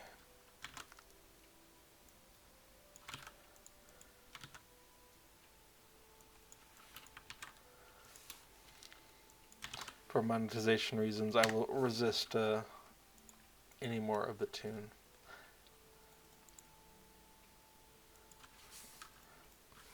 That's not the right one. Okay, over here we have shot through the heart, hoisted on over.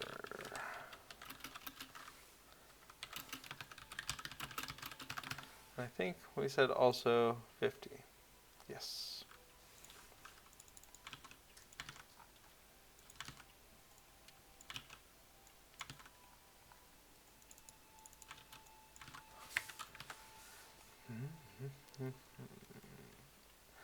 Grab that comment. Finish it off. Next one. This is Strong Intimidation Hunter 40. Okay.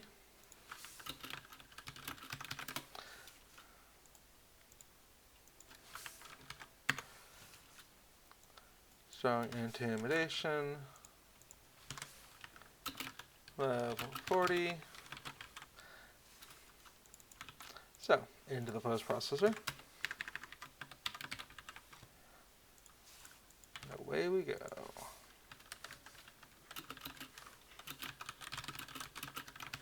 Forty.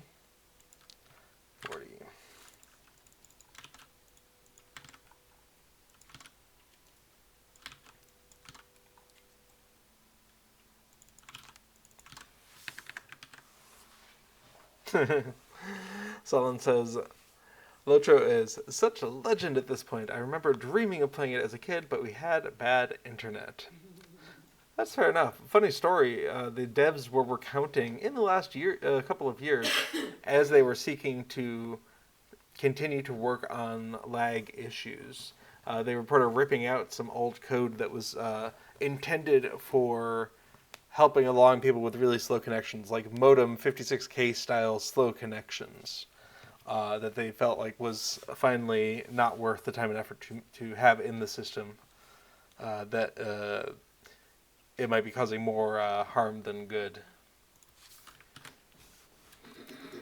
But I can imagine that the experience playing on slower connections would have been rough. Okay, we have Strong Intimidation in these places, class 162.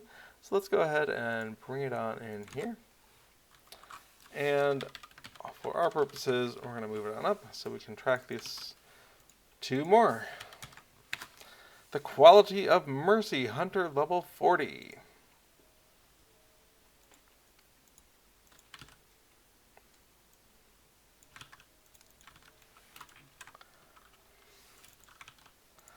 Okay, into the post processor.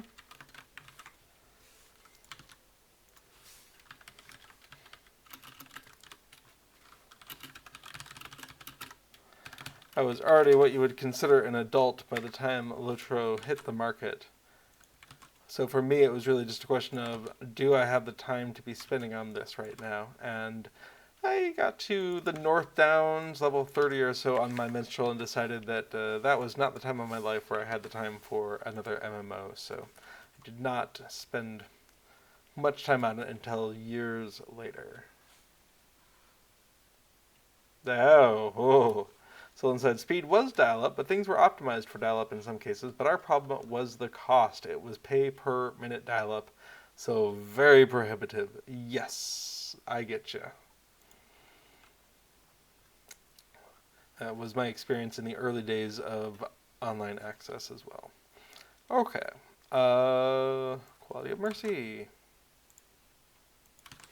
Yeah, it's level 40, so we'll move it on up here. And the last hunter one for now. Resolute Aim, this is also a level 40.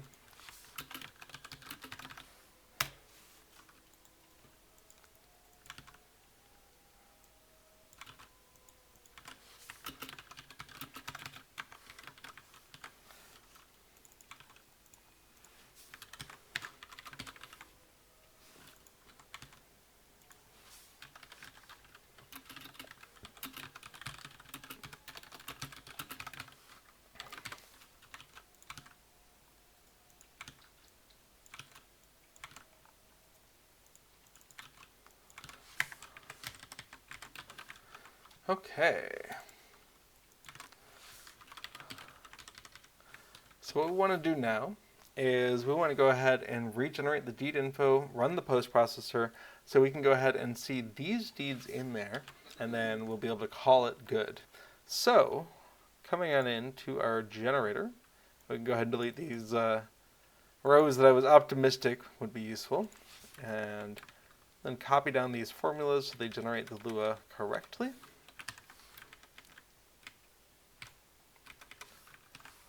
And then grab the minimal output and take it on over. Oh my goodness. There's 526 deeds in this list. So, coming on over to the deed info, class. What we want is first to delete what's currently here. Otherwise, if we try to paste the new stuff in, the indentation goes wonky. So 518, new line, and 526. Awesome. So at that point, we run our post processor and take a drink.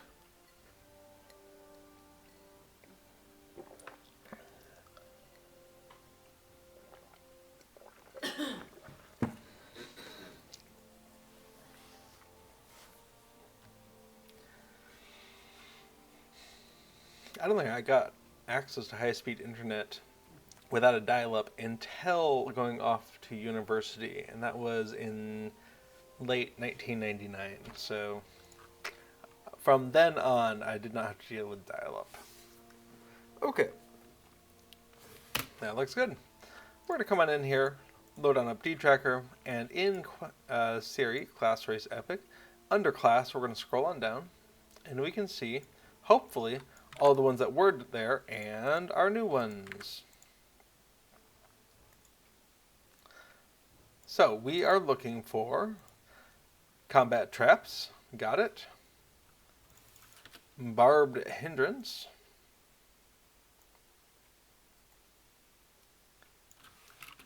Yep, got it. Strong intimidation. Yep, got it. Quality of mercy. Yep. Resolute aim. Yep. Heart of the bard. Critical eye.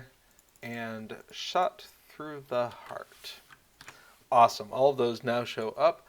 And if we come on in and say, no, in fact, we are not a hunter, we should stop seeing them. Than says, good evening all. Good evening, Than. Welcome. Yep, we can see that the Hunter and Rune-keeper ones are no longer visible to us because they are class specific.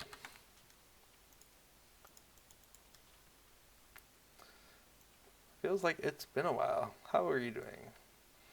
And we've turned ourselves back into a hunter, so we can now see all of these. Awesome. And again, we would not see them if we turned off the hide not actively available deeds. Though right now there is a bug where their headers still get shown.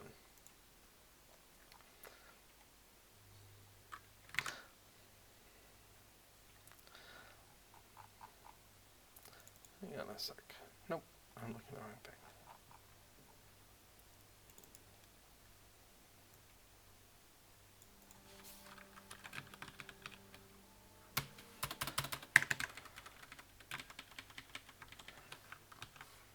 I could have actually included the not actively available, so we can fix that. Hunter, there we go.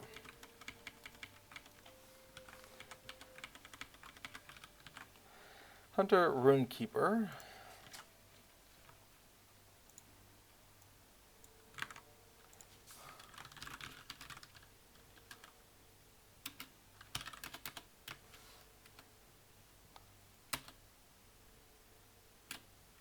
My goodness. I feel like I didn't need to have a bunch of different not actively achievables. Which one are we using? 153. All right.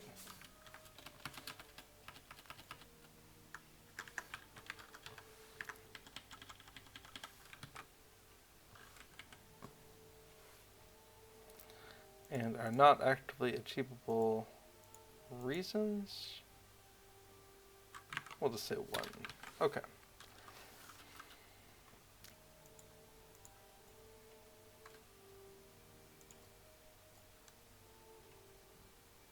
Someone says you had faster internet in 1989. If I said that, I meant 1999. Almost the end of the decade or century, or what will you? Okay. Oh, the category also does that.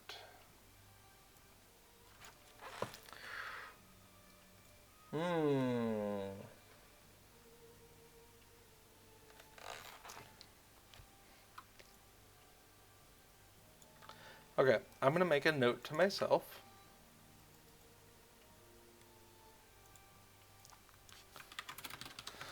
Not actively achievable categories. We need to consolidate to 1 per reason, then assign, or don't include the reason in the category.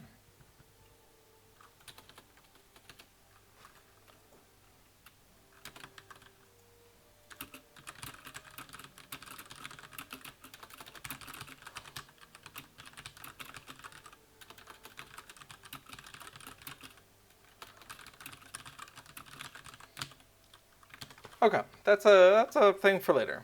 I'm gonna think about that. But in the meantime, if you mark those categories and then say hide not actively available, they do go away. So that's probably what we need to do. But those D categories for the not actively available, that doesn't work. The unknown bothers me. But I think we can do that better. It's just going to take more time than I have tonight, so I'll mark that there. But in the meantime, we want to make sure these changes are ported over to the other files. So we're going to go ahead and open up German, French, and Russian. Okay. Save all. Cool. What else?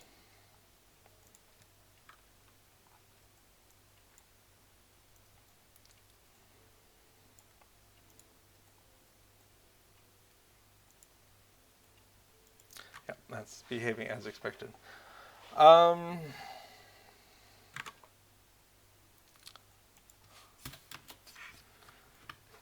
need to be able to mark a category with class subclass details so it only shows up when appropriate. This is definitely a not tonight thing.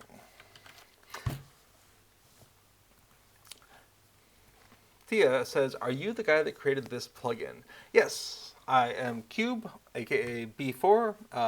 Often play a character called Affidel, and I did write the deed tracker, although I lifted the design heavily from the Hitbolt Assistant? Let's find out. By Garen. Hitbolt Assistant, Galahad, the other G, by Galahad. If I pull this up, I think you're going to see some of the inspiration behind the presentation of information. So, Galahad had created this Hitbolt Assistant and had some automatic quest tracking in there, and I was like, wait a second. You can detect when deeds complete, and there's a whole bunch of asterisks and caveats to that. But in general, yes, you can detect when deeds are completed and mark them off appropriately. And what we're doing today is just catching up with some deeds that some people have completed but are no longer completable. So I hadn't added them to the list. And hey, if they completed them, we want them to be able to track it.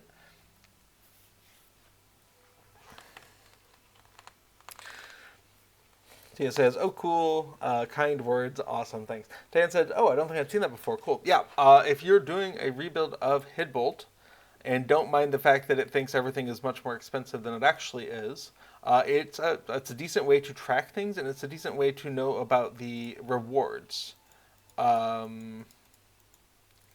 In the upper right, there's a little button here. So if you're wondering, oh, what's the benefit of this on level if I'm doing this? As a minstrel, you can select which of the armors. Obviously, we're going to do the armor of the Hitbolt Skald.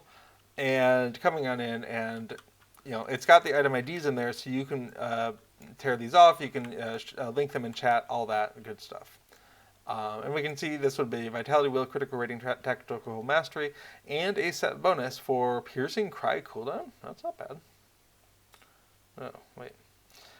Piercing Cry has got a normal cooldown of 10 seconds, so you're talking about half the cooldown time for one of your most important powers.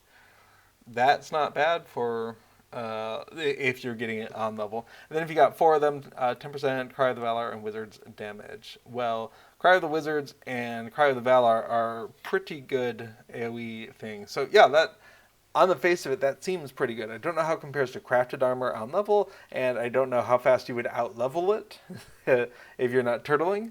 But knowing that these are potential rewards from the rebuilding, that's not bad.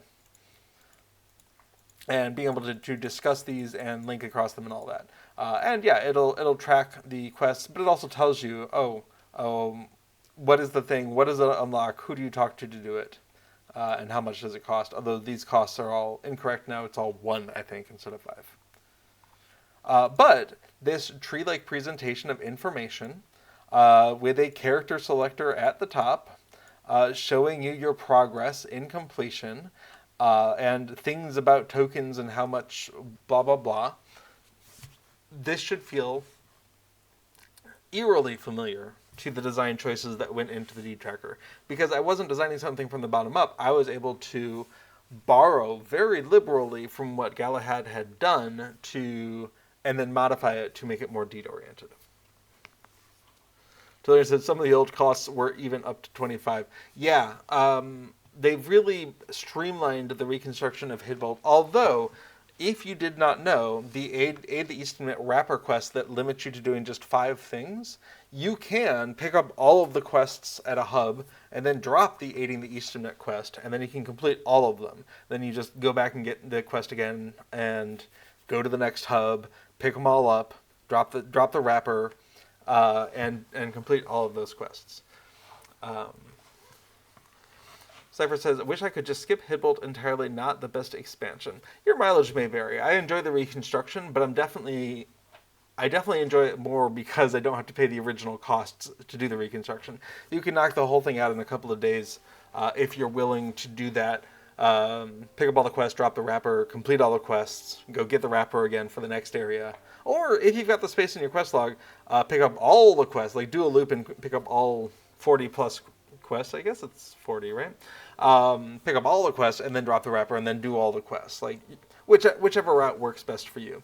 Once you rebuild Hibble enough where there's a milestone there, and if you have the fast traveler, so it's a 5-minute cooldown, it's just, for me, it was just easier to get there and then re-pick up the quest instead of trying to have enough space in my quest log for all of the Aiding the Eastnet quests. So it says, and the quests grant 10 now instead of 5. Yeah, the whole thing is definitely feels like it's meant to evoke the sense of rebuilding Hitbolt, but without it being the weeks-long or possibly months-long endeavor that it would have been on level at the time when that was end of the game. So I definitely know there's some people who just do not enjoy their time in Rohan as much as I do. Totally get it. Fortunately, nowadays, there's things like skirmishes and missions and delvings. Well, maybe not delvings. Skirmishes and missions that you can do as a way to kind of level up if you don't want to do any of the landscape stuff and you just kind of bypass it.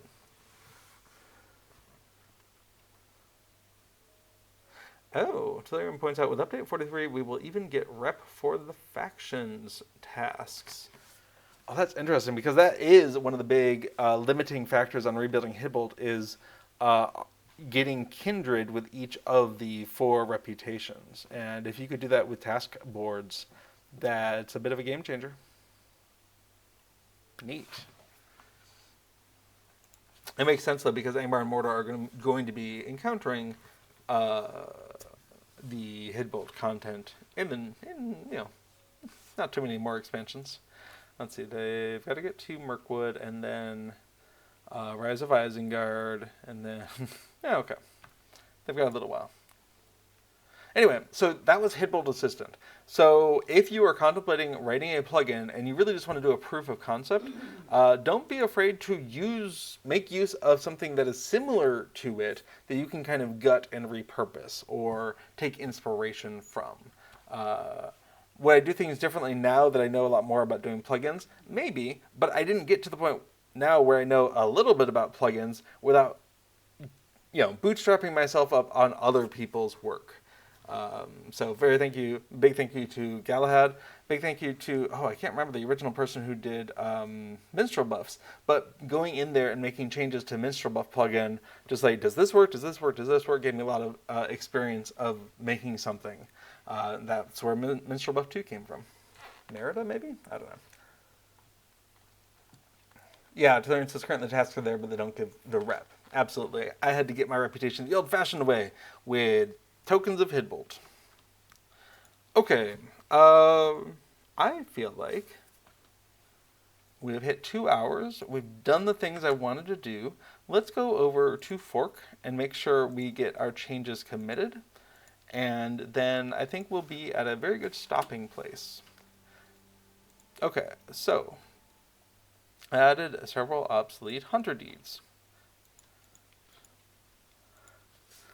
I think that's what all of this is.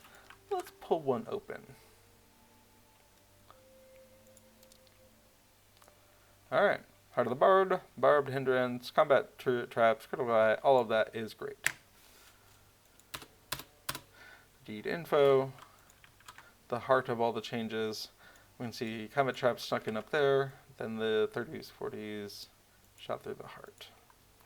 Lovely. We also have the names IDs and the objectives, which are pretty turnkey. We'll have our to-do item changes. Okay. And then marked class obsolete class section categories as obsolete. Great.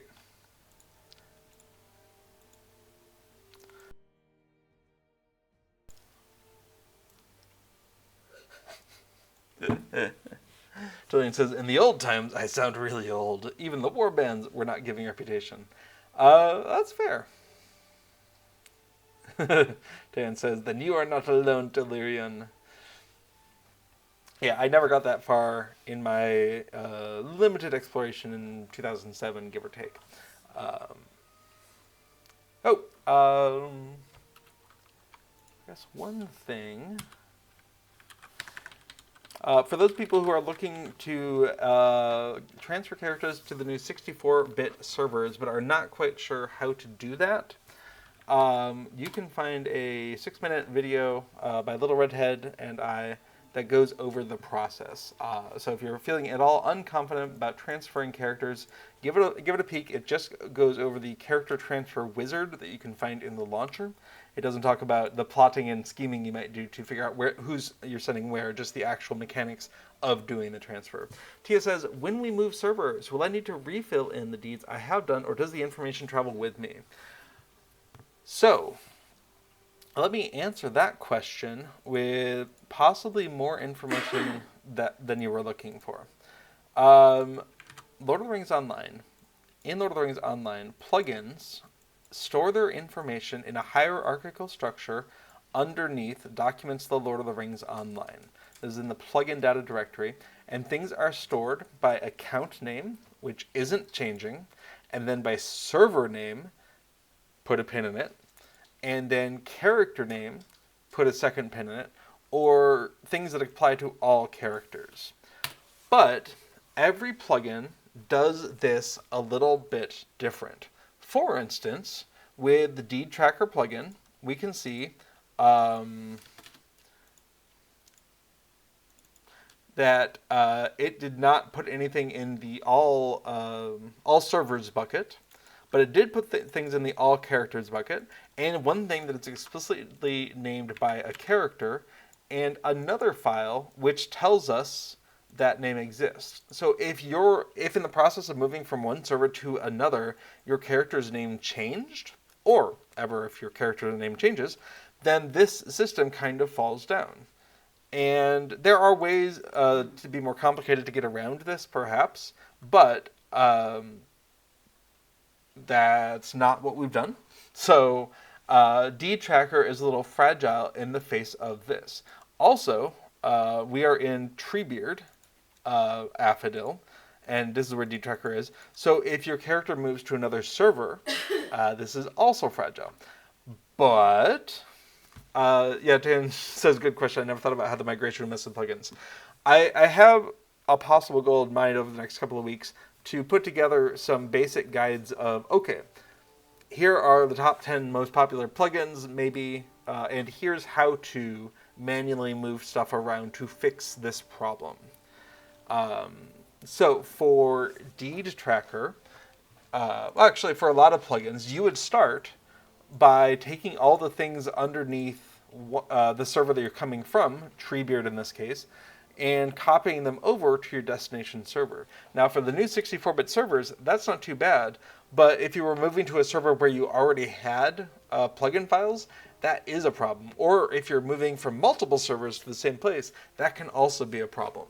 So this is a non-trivial thing, but the way Deed Tracker works is it stores character-specific information in a file named with that character's name. So for this is a two-parter. You change the name of this file. In fact, let's just do that right now. So we change the name of this file. Let's say we had to change names as part of the transfer. So really, Affadilio. And in the lookup table, we say, okay, Affadil is now Affadilio. Cool. And that's part of it. And then we would also want to rename the folder that corresponds to that character. So this would also be Affadilio. I'm not going to bother right now. And the rest of this would work for Deed Tracker, because I know, I hope I do. Oops. Except I did it while Deed Tracker was open. Never modify these files while the plugin is open, because when it saves, it will overwrite all of that. So let's come on in here and say 2 equals Affadilio. Okay. So if we come in into Deed Tracker, what we're going to see is that it now has data for Affodil and Affodilio. Because I did it while it was working, it saved everything back out for Affodil. But we can unload this. Okay, Affodil, no longer valid. Affodilio, great. Get rid of that one as well. And coming back in, and all of that stuff that was under Affodil is now under Affodilio. Dtracker thinks, oh, okay, I don't have any information on the current character, I'll just roll a new settings file. Little Redhead says, so what if your Affodil transfers become Affodil 1, but then you do a rename back to Affodil? What of these things will you need to do? So what I'm hoping to do is just a little write-up to talk about some of these things so that people can go to it and use it, both for this great server migration, but also just in general. If you're transferring from one server to another, or if you're going to Bullroarer for that matter, you might want a quick little, how do I get my plugin files over there? Dan says, or I could just start another alt. So, yeah, Tia, it's not an easy answer because every plugin gets to roll its own save file machinations. And every plugin gets to save files at the account level, or at the server level, or at the character level, or all three of those in any combination. And those files may or may not have your character name encoded in them. Usually they do, because otherwise you won't be able to present those characters in a UI the way Dtracker does up here. Like, this data has to come from somewhere. That's in a save file somewhere. So your save files will have character names in them, and if your character name is changing, that's got to be updated. And then the actual directory structure itself, if you're coming from multiple servers onto a same destination server, you're going to have multiple files that have contents that need to be merged somehow if you want all of that data. So it's a great question. Thank you for bringing it up. In my copious spare time, I do hope to have some basic information for some of, at the very least for my plugins, if not some of the more popular plugins that I can go look at and see, okay, how would this work? Things like Titan Bar, things like, I don't know, Mini Raid, because I use it. Basically, all the plugins I either wrote or use heavily, I would probably do that for. Because I'm going to have to do it, I'm going to have to find this information anyway. So, yeah. But the short answer is I don't have a good short way to describe what's going to need to happen, because it's going to be a bespoke solution for each plugin. And yeah, that's pretty much it. I had thought about like writing a little desktop application that could do this kind of a transfer, but I don't. First of all, just telling people, hey, trust my random program isn't, it's not a great way to get people into thinking. Like, people should be inherently suspicious of just a random program online. Because when you run it, it gets to do anything you can do. And, but also, I'd rather give people the information and let them kind of decide what level of effort they want to put in.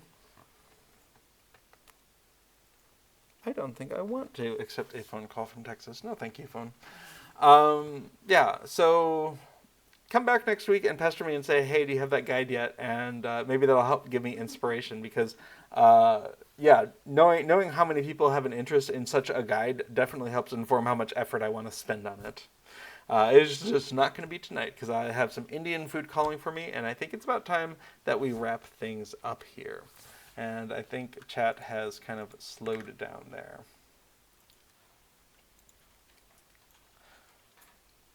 All right. Is there anything else? No, there was not anything else. That is everything we are going to cover today. Thank you so much for joining me on this exploration of LOTRO plugins. Thank you for some lovely conversations there in chat. I hope to see you all here next week. And until then, keep plugging along. All right. Bye-bye now.